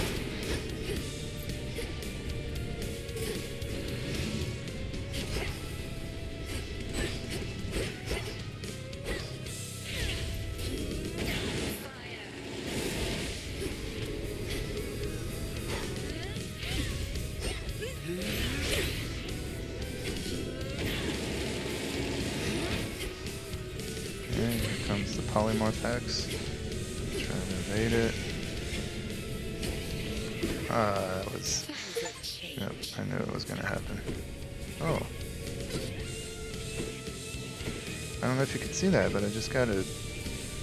Interesting, I just got a Steam achievement for slaying one of these sisters, one of these witches, while polymorphed as a sheep. But I didn't attack while I was polymorphed. Maybe the game slipped up a little bit, and an attack I had triggered just before I changed form went ahead and continued and counted as striking as a sheep. That's interesting. I haven't yet looked at the list of Steam achievements for this game, because I'm not really about the achievements, I'm about the story and stuff, but that seems like it's quite an interesting one. Maybe rare to get, I don't know. I feel like that was kind of cheap. I don't think I really deserved that or earned that. Oh well. By the way, that brings up, you may have noticed that I did not receive achievements for defeating Hecate, which is one such achievement. And you didn't see that in the last video because I actually attempted to make my first video the day of the release of the game, and experienced hardware failure, or software failure rather. The video just simply stopped recording after a good 2 hours. I didn't realize it, or rather I filmed for 2 hours and it stopped recording after 20 minutes. Extremely discouraging, my first time ever. You have survived against me, and for that you're owed a gift. May you learn well through it, Melinoi. The Book of Shadows. Okay. All right, let me finish my thought. So I tried to record a video and I defeated Hecate during that playthrough, but the whole thing had to be scrapped because the software failed. Went to bed pretty disappointed. My first ever attempt. So what you saw in the first video was actually my second attempt to do it. That's why you did not see a Steam achievement for defeating Hecate, if indeed you can even see them on the screen. I don't know. Anyway, so here is another cinder, and now we have the Book of Shadows. Open it by pressing B. No, not by pressing B. Okay, I was not paying attention, so open by doing something. I could have sworn it was B. No, it's C. Okay. It's me. The Book of Shadow. Okay, Book of Shadows. This is basically the game's encyclopedia. And this video is wearing long already, so I'm not going to go through and read these. I will actually, there's not too much to be read. Okay, never mind. Let's do it now. This basically holds encyclopedia entries, and I love this kind of stuff. I love this lore, so I'm going to be reading it every time we get an update. It gives you some insights into the enemies, into your allies, your foes, your equipment, all sorts of things, but mainly it's lore. So reading about myself. I know everything about you, especially that you are weak. What are you fighting for? What do you hope to prove? And if by some stroke of fate you prevail, what then? Do give it all some thought whilst you're out and about. Interesting. Who is writing this? I mean, this doesn't sound like very kind words. Not sure. More is to be learned. Okay. Let's see the entry for Hecate. Headmistress Hecate. You wish that you were her. Should be she. Understandable. Yet how many times must she tell you she is not your mother? She who taught you much of what you know, other than that which is already in your heart. More is to be learned. Okay. You wish that you were her. So is she writing this to herself? Hecate can't be writing this, because she is herself. But how could you be writing in it if you've only now received it? Interesting. Interesting. Odysseus. Some know him as the man of many ways. Certainly, he is a complicated one. In life, he made many friends as well as enemies. You do not see him as they do, but know him well enough to trust him. He, in turn, knows mortals, and he knows the land above. He knows a great deal, in fact, and he is resourceful. His weakness for witches, however, seems to have no remedy. Yeah, that's playing with some of his some of what happens to him during the Odyssey. We'll talk a little bit more about that later. Okay. Looks like there's nothing more to be learned about him. The stamp suggests that, whereas these two, okay. Let's check out some of the enemies I've faced. Whispers, these horde things. You know the lonely sound of wind gusting through the branches. All that is left of such shades is the feeling it accompanies. Spindle. This makes me very sad. All mortal things must die, you know this well. Some deaths, however, come too soon. Perhaps it is a boon to know naught of death ere it occurs. Basically, the souls of dead babies, which is horrible. Now, as a new father, this kind of thing really gets me. It really actually affects me every time I see them on the game. Makes me a little upset. But so moving on. Caskets, bound forever in Erebus, these shades, until their bindings became manifest. Their hate is as boundless as it is aimless. So kind of, all the horns and things these things sprout, the antlers. I think that's the result of them being in this newly wooded Erebus. So this is basically just a wrapped and bound body that's moving around and attacking you. I've vanquished 80 of these. You can see it keeps track at the bottom. Okay, good. So these will be updated with each enemy you encounter and defeat, and each person you meet, each foe you overcome, each weapon you find, all that stuff. But okay, time to go down again.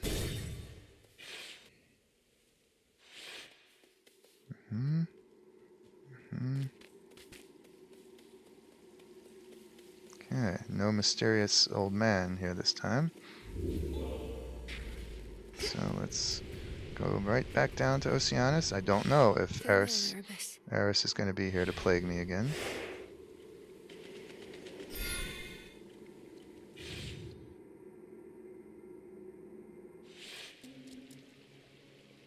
The air's thick. Let's see. Okay, she's... Eris, thanks the gods. All right, I guess that means I'm free to go as far as I want in this region. I mean, of course, I was always free, but I can do so without worrying about the game getting out of sorts. I'm not sure what's causing this slight slowdown I'm seeing in the graphics now and then. I'm going to have to investigate that before my next video. But let's go down.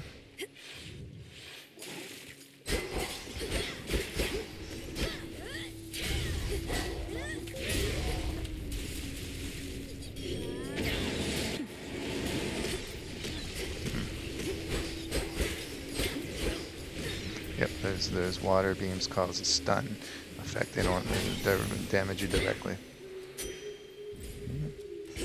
It's an ash. Palm or magic? Let's do palm. Down we go.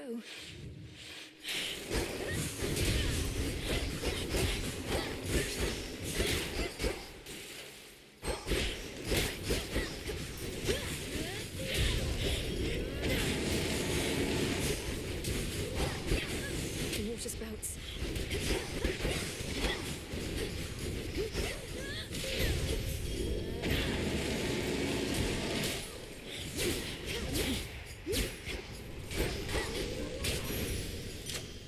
So those hippos, again, they explode when they die, so you got to get out of there quickly.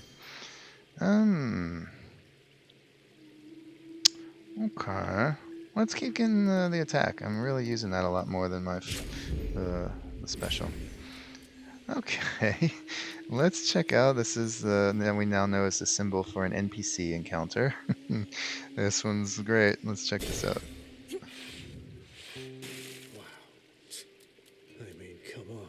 What's all this? We have a pool, water everywhere, flowers growing everywhere, such as this lotus, and let's see who this is. Some young man striking a pretty exotic pose here by a pool of water. Well, would you look at that? Another would-be suitor journeyed far and wide just to gaze upon me. Not that I blame you, and get totally rejected. Fine. Ogle if you must. This is great voice acting again. This is fantastic. Look at that art, too. God, lovely. You have the wrong idea. I'm not seeking a mate. I don't even know who you are. What? I'm Narcissus, dummy. The Narcissus. And if you're no would-be suitor, then why don't you relieve me of one of these innumerable gifts the others offered in vain? Then beat it. I think it could be very wrong. I think that's the kind of the California surfer accent, a mindless surfer dude, I think. I might be totally wrong. This is Narcissus, okay, the man who was so prideful and convinced that he was above all others, that he rejected all would-be suitors callously and was cursed to fall in love with his own reflection, and basically pined away and died because he could not bear to be parted from his own reflection in a pool of water. So we see his shade down here still gazing at himself. Lovely.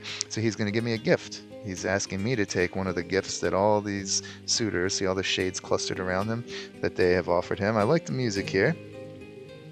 Yeah, it's kind of pretty. Okay. So these are basically one-off gifts. These aren't boons, these aren't powers. Either 6 silver and 100 gold, and I'll get to keep the silver after the run. Heartfelt condolences, 50 health restoration, not max health, 50 health restoration and 10 ashes, or 30 max health and 20 of the psyche here. This is kind of tough. I think normally I'm going to get the silver. Let's go ahead and get the silver. You need a ton of it to unlock the weapons, so let's pick up some right now. Now you may go. Thanks. As you walk around, see the hearts floating above the shades. They're all just pining to be with Narcissus, and he's just gazing at his own reflection. So here's the 6 silver. Silver. Lovely. Bringing my total to 9. Okay. Got this kind of Spanish-tinged guitar going on here.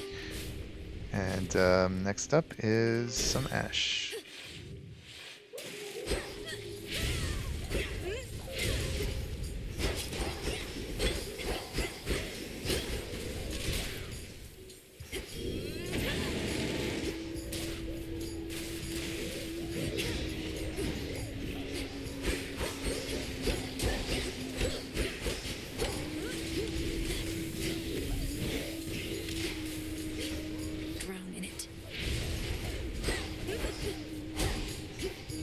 Those little fireballs are heat-seeking, which is quite annoying.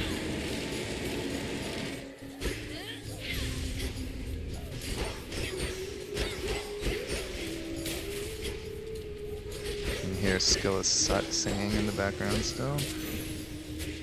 Okay, fire ash.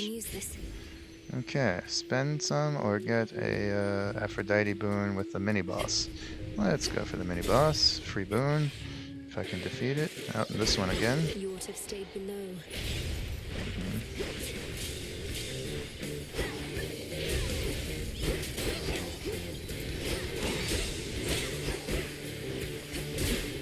My silk.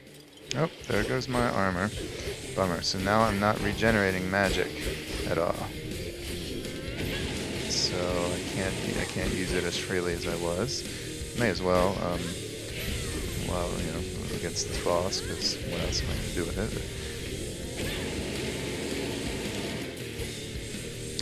That was kind of unfortunate.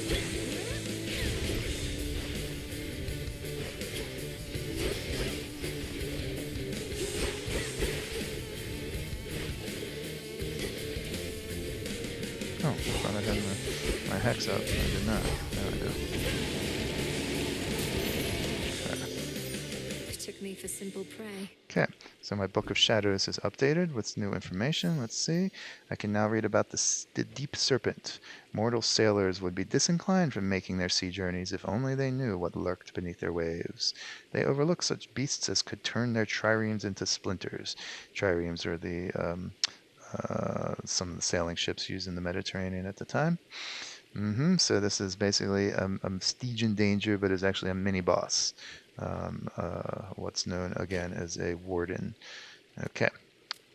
Oh, gorgeous. I can barely see you anymore. And what a shame that is for me. Although, where are you anyway? Caught somewhere underneath the sea itself? Your father's realm is very vast indeed. Yeah, let's see. Well, this just gives me some mana, some magic regen right here. Anytime I'm near foes, bam, they get weak, and bam, I gain 8 magic every second. Well, that solves my magic problems. And, yeah, I think I like this one best. Let's get it. Asher Bones, Asher Bones. Let's do Ash again. Uh-oh. What? Give up already. Oh, my. I know who you are. I know where you go. You shall not get there. Ooh, I love that curl to his voice again, that deep bass. This is the shadowy figure, and we see fully now, looks like thin, even emaciated a bit, with Roman numerals up to 12 around his neck. Have we guessed who it is yet? With tears in his skin that suggest deep scars. Okay, let's see. What's he doing? He's captured me in some sort of stasis field.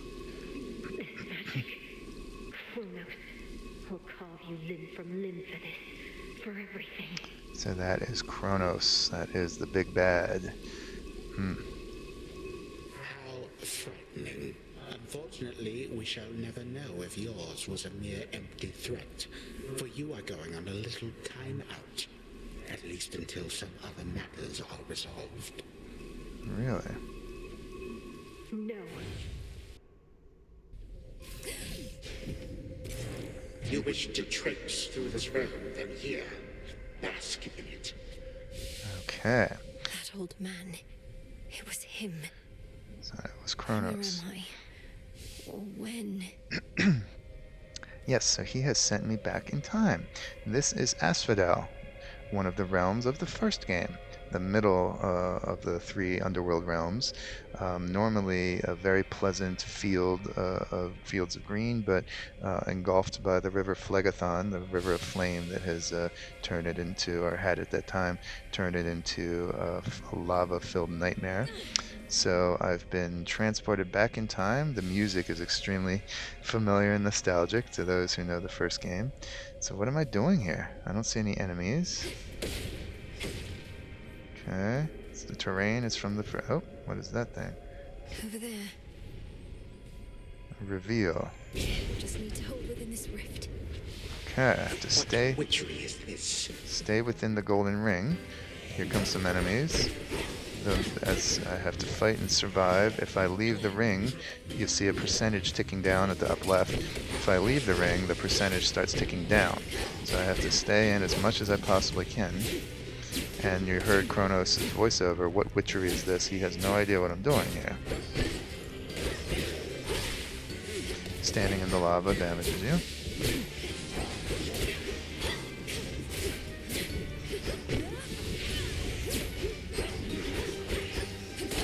Almost there.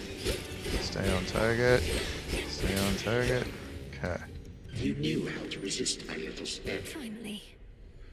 Okay, so he's surprised I resisted that somehow.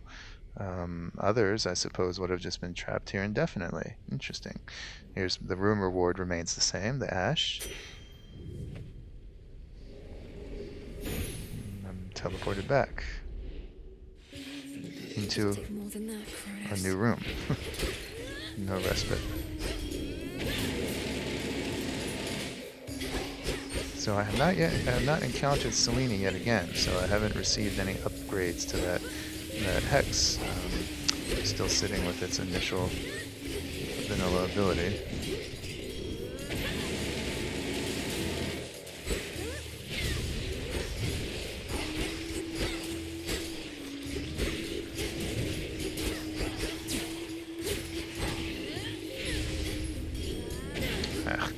That's poor use. I had to dodge out of the way. One left. Okay, so the room, I didn't get to choose a room reward. I didn't even get to see what it was. Just some bones this time. Okay. Heart or shopping. I've got some coin. Let's go shopping. Good evening, boatman. And here we are again in front of Skillous Chamber, but this time I'm not gonna just allow myself to die. Cool. Salute, Karen. Salutations. Nice. Alright, I've got some coin. Let me go ahead and... Ooh, look at this. This is something else on which I can use the crescent pick. It's not just for silver, it is also for... Limestone. Limestone. 3 of them. Again. Nope. Don't know if he liked me doing that, but let's check out limestone. Mostly used with incantations involving foundation and steadiness. Formed over eons from sediment carried by river currents and the like. Cool. So let's get the ash, because this will stay with me permanently. Ash for my arcana. And yeah, why not? Let's buy Aphrodite's boon. Let's do it. In the name of Hades. Okay, I don't yet have a cast boon. This would give me one. Bonus to max health and max magic found throughout the night. And this heartthrob thing I've never been a fan of. Let's do this. I don't yet have a cast, and you've seen me use it all along just out of habit. Now I do. Okay, now I have a point of interest. An ever-present song compels the nightmare-bringing princess ever forward, towards the beauty, deeper into the abyss. Right onto Skilla stage. Okay, looks like we need a rematch. You again. I knew it. She's come back. You ready for another show, lady? We've been rehearsing our material, practicing non-stop, because one day I'm gonna be a star. Oh, me and the gals. Me and the gals, just an afterthought. She's again, just great and more great voice acting on the part of the cast here. What do your musical ambitions have to do with unprovoked acts of violence against me? She's just heckling us gals. Ignore her and take it from the top. 2, 3, 4. She's gonna. The singing again. Okay, so as I said last time, I'm gonna focus on the drummer first. That's just how I prefer to go about it. I find, as you're seeing right now, I find the drummer's attacks most difficult to handle. These little bubbles of bombs that appear, a little unpredictable. They're predictable once they appear, but sometimes they appear very inconveniently.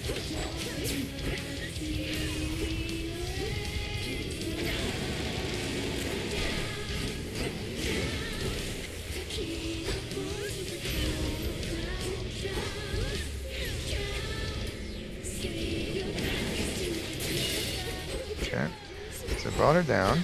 She's in a stasis bubble now. She's not dead, which probably clues you in as to what's going to happen. I'm going to attack the guitar player now. I think her name is Jetty. I always forget the different names.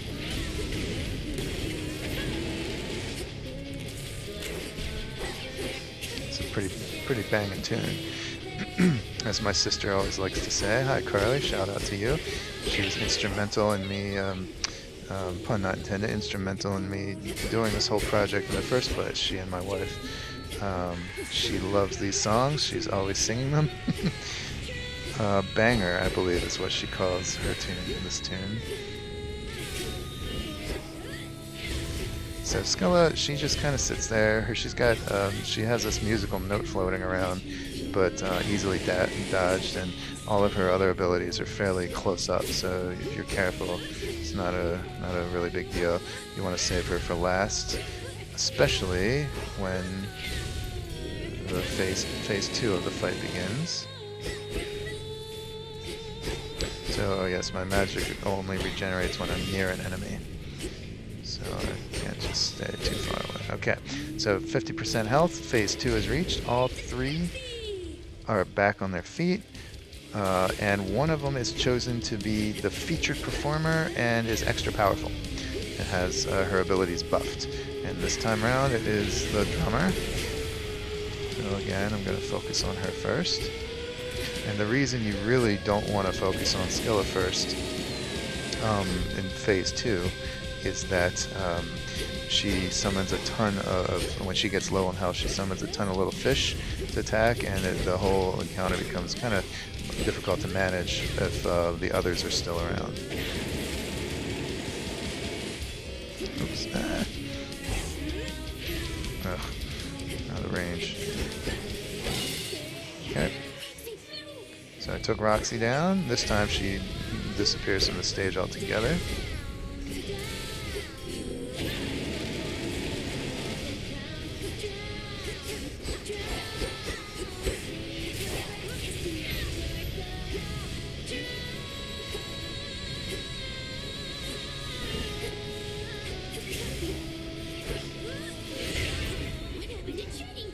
So I took Jetty. That just leaves Skilla herself.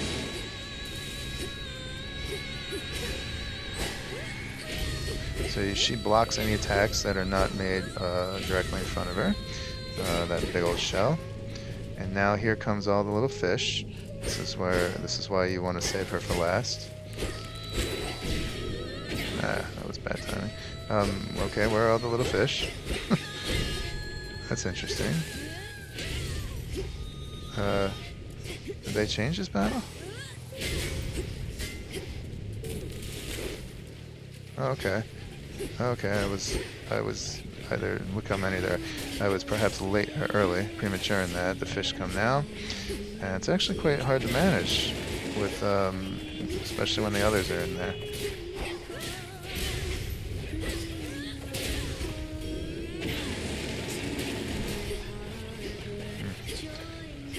Being rather careless here.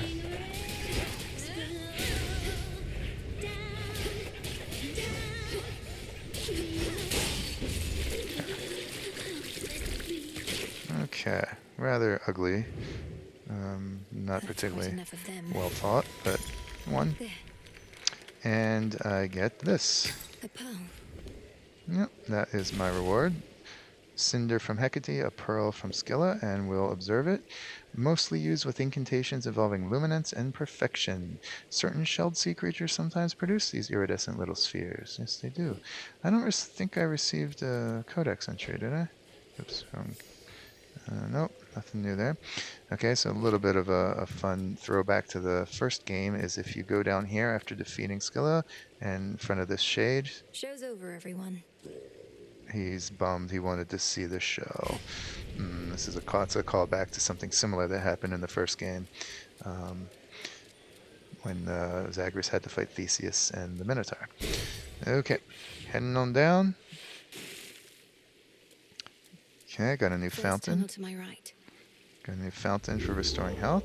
So we're into new territory. Here's another. What is this? I can't remember which one that was. This is like the dressing room for Scylla and the Sirens. And down we go yet again into the third region. We have defeated Oceanus. Big drop.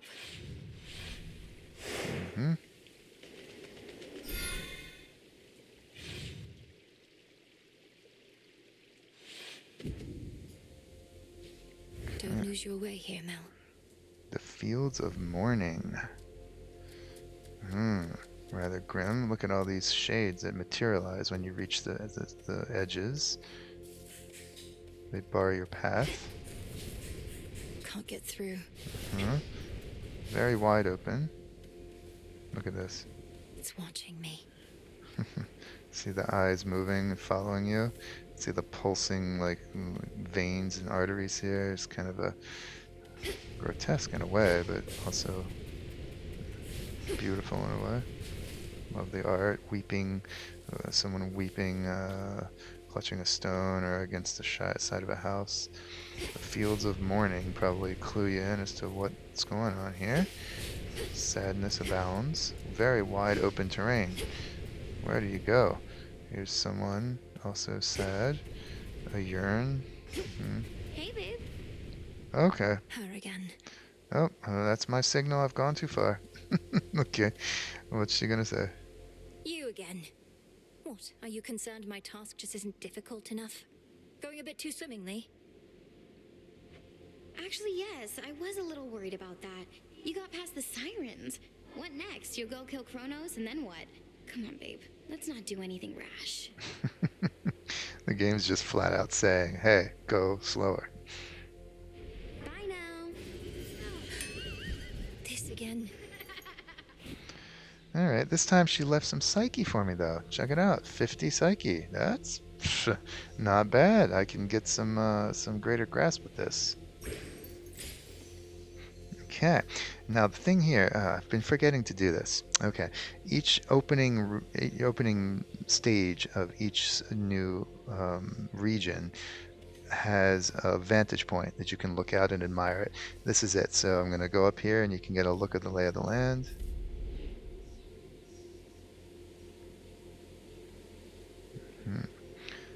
The first game had the same thing. I've been forgetting to do this with Oceanus and Erebus. I don't know if Erebus has one, actually. I can't remember. I'll try to remember to do that next time.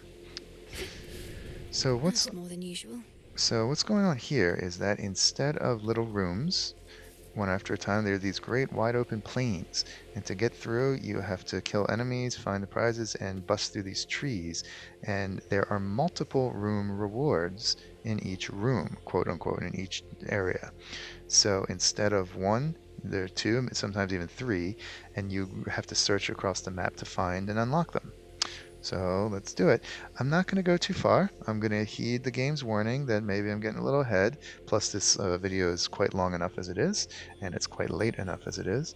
So just a little taste of the Fields of Mourning, and then we'll call it a night. I love the music here. Okay, it's kind of like kind of haunting gothic music in a way. This is called a baller. Look at the sad face rolling around. Great. It's got like harpsichord, I think that is music. Okay. I can't do anything with these withered trees yet. Should try an incantation back home. I need a special incantation for that. So you see, there are enemies rolling around, just kind of doing their thing.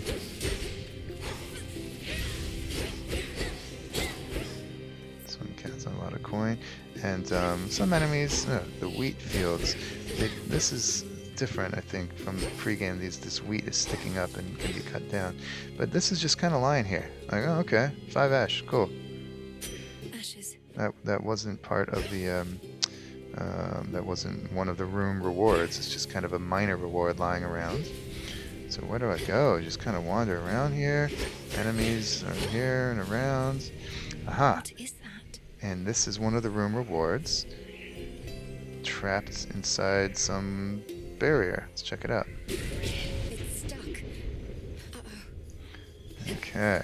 So this is what triggers the waves of enemies that you would normally see in a room in one of the other regions. And the item, these are super fast strikers. Once I get the codex entries, well, we can talk about them. And only after you defeat the waves is the prize unlocked for you to access.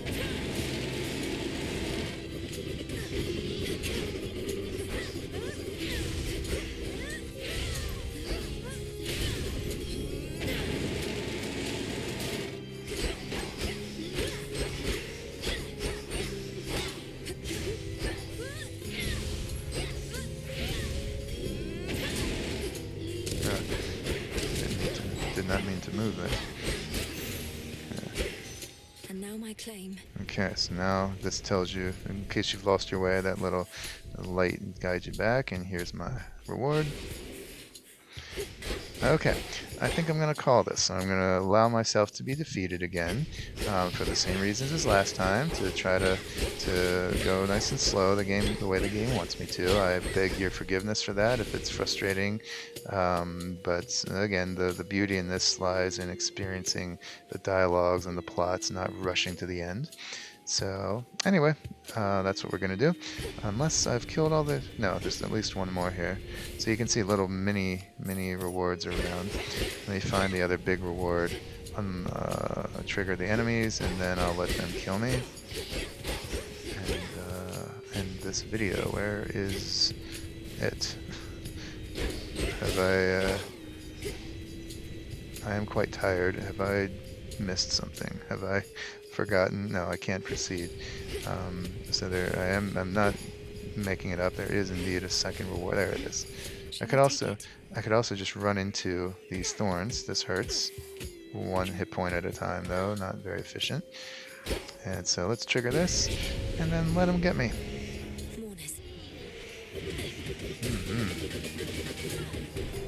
Oh my. Oh no.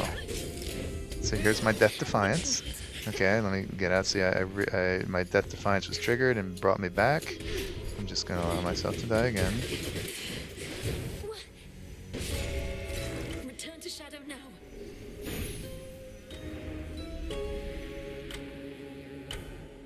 How long Whoa. has it been? What's this? Oh. 3, 2, 1. It is the dead of night within a haunted, barely moonlit thicket at the Underworld's edge. There, a young forsaken princess hunts her prey. Okay, this is new content with the 1.0 release. Not seen this before. Okay, looks like we're not ending the video just yet. Looks like a flashback or a dream sequence or something like that. Okay, I'm a little girl here. 3, 2, 1, playing a game, it sounds like. Ready or not, hence I go. So I can control her. Oh, here's Hypnos again. So already asleep. Okay, I guess he's been asleep my entire lifetime, I guess. I bid you farewell for now, Lord Hypnos. Little Melinoe, adorable. Where could she be? So like hide and seek, I guess, with someone.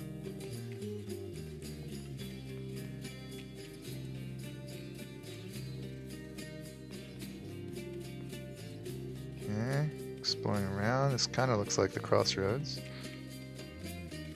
The keen-eyed Prince princess finds a set of tracks, suggesting that her foe trod through this dusty ground not very long before. Shush, Homer. How shall I ever catch her if you're going to describe my every move?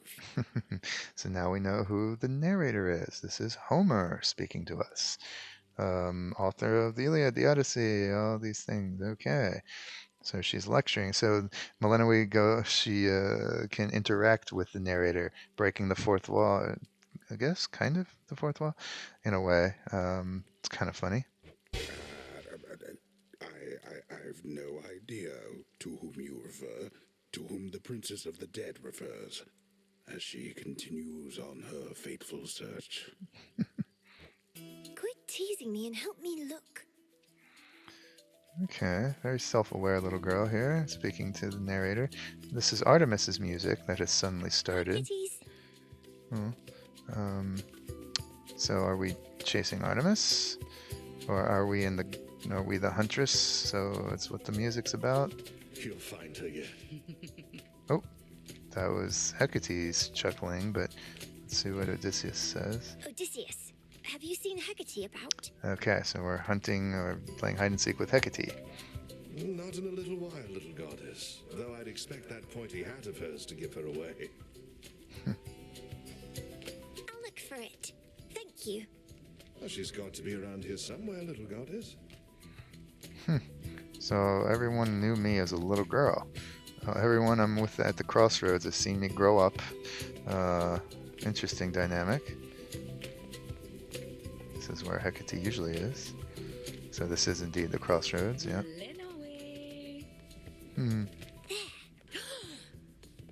Got you, Hecate. You're dead. Got me, you did, Millennium. But I dare say I can escape your clutches yet. Oh, I love the playfulness in her voice. It just reminds me of playing with my son. That's lovely. Hey!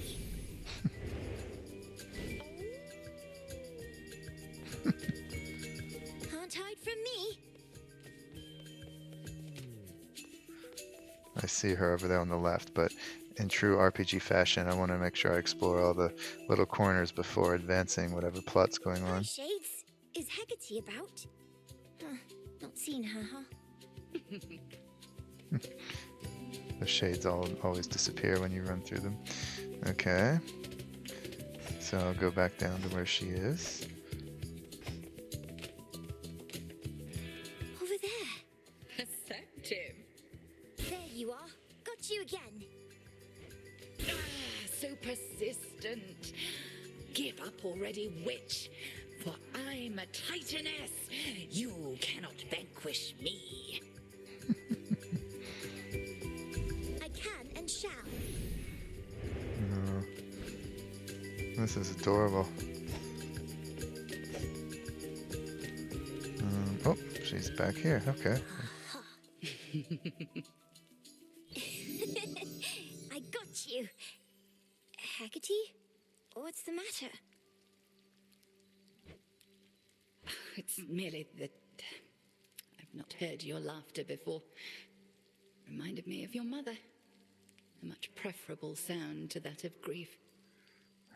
So first time I've laughed near her. So this must be early in my arrival or tenure at the Crossroads. I promise not to cry again.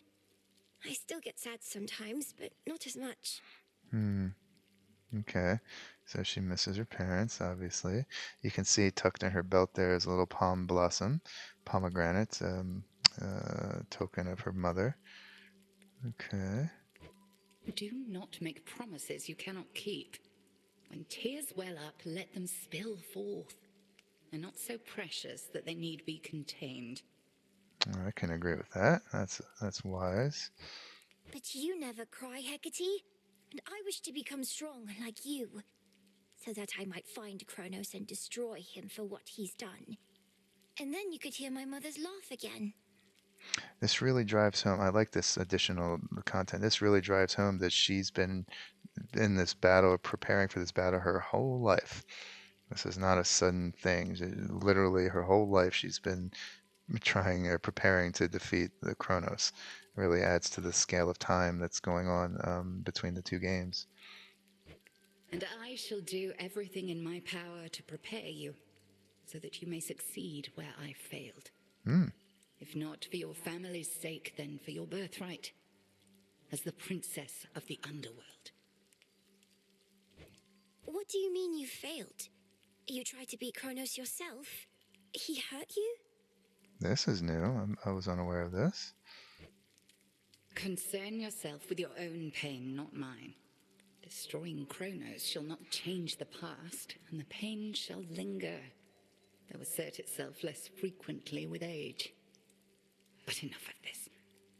On the morrow, we shall teach you to hunt greater prey. Cool. Truly? Death to Kronos. Okay. So, looks like a dream sequence or just a memory that accomplishes what I said before. Lets us know just how long we've been in this fight. I believe the game just saved. Let me check. Yep, it saves each time you go from room to room. So we're going to call this a night. And I will probably do it this way. I will probably end a run after the battles, after the run itself, before interacting with people in the Crossroads. I think that's kind of a more natural approach. Speak to everyone at the beginning of each run, each time I stop. So that's it for the second video. Thank you once again. I hope it's been fun and helpful, those who are learning the ropes of the game or just sitting back and watching it. It's really fun to do this. So please like this, subscribe to the channel, all that stuff if you're having a blast. And I will try to record some again soon. Until then, goodbye.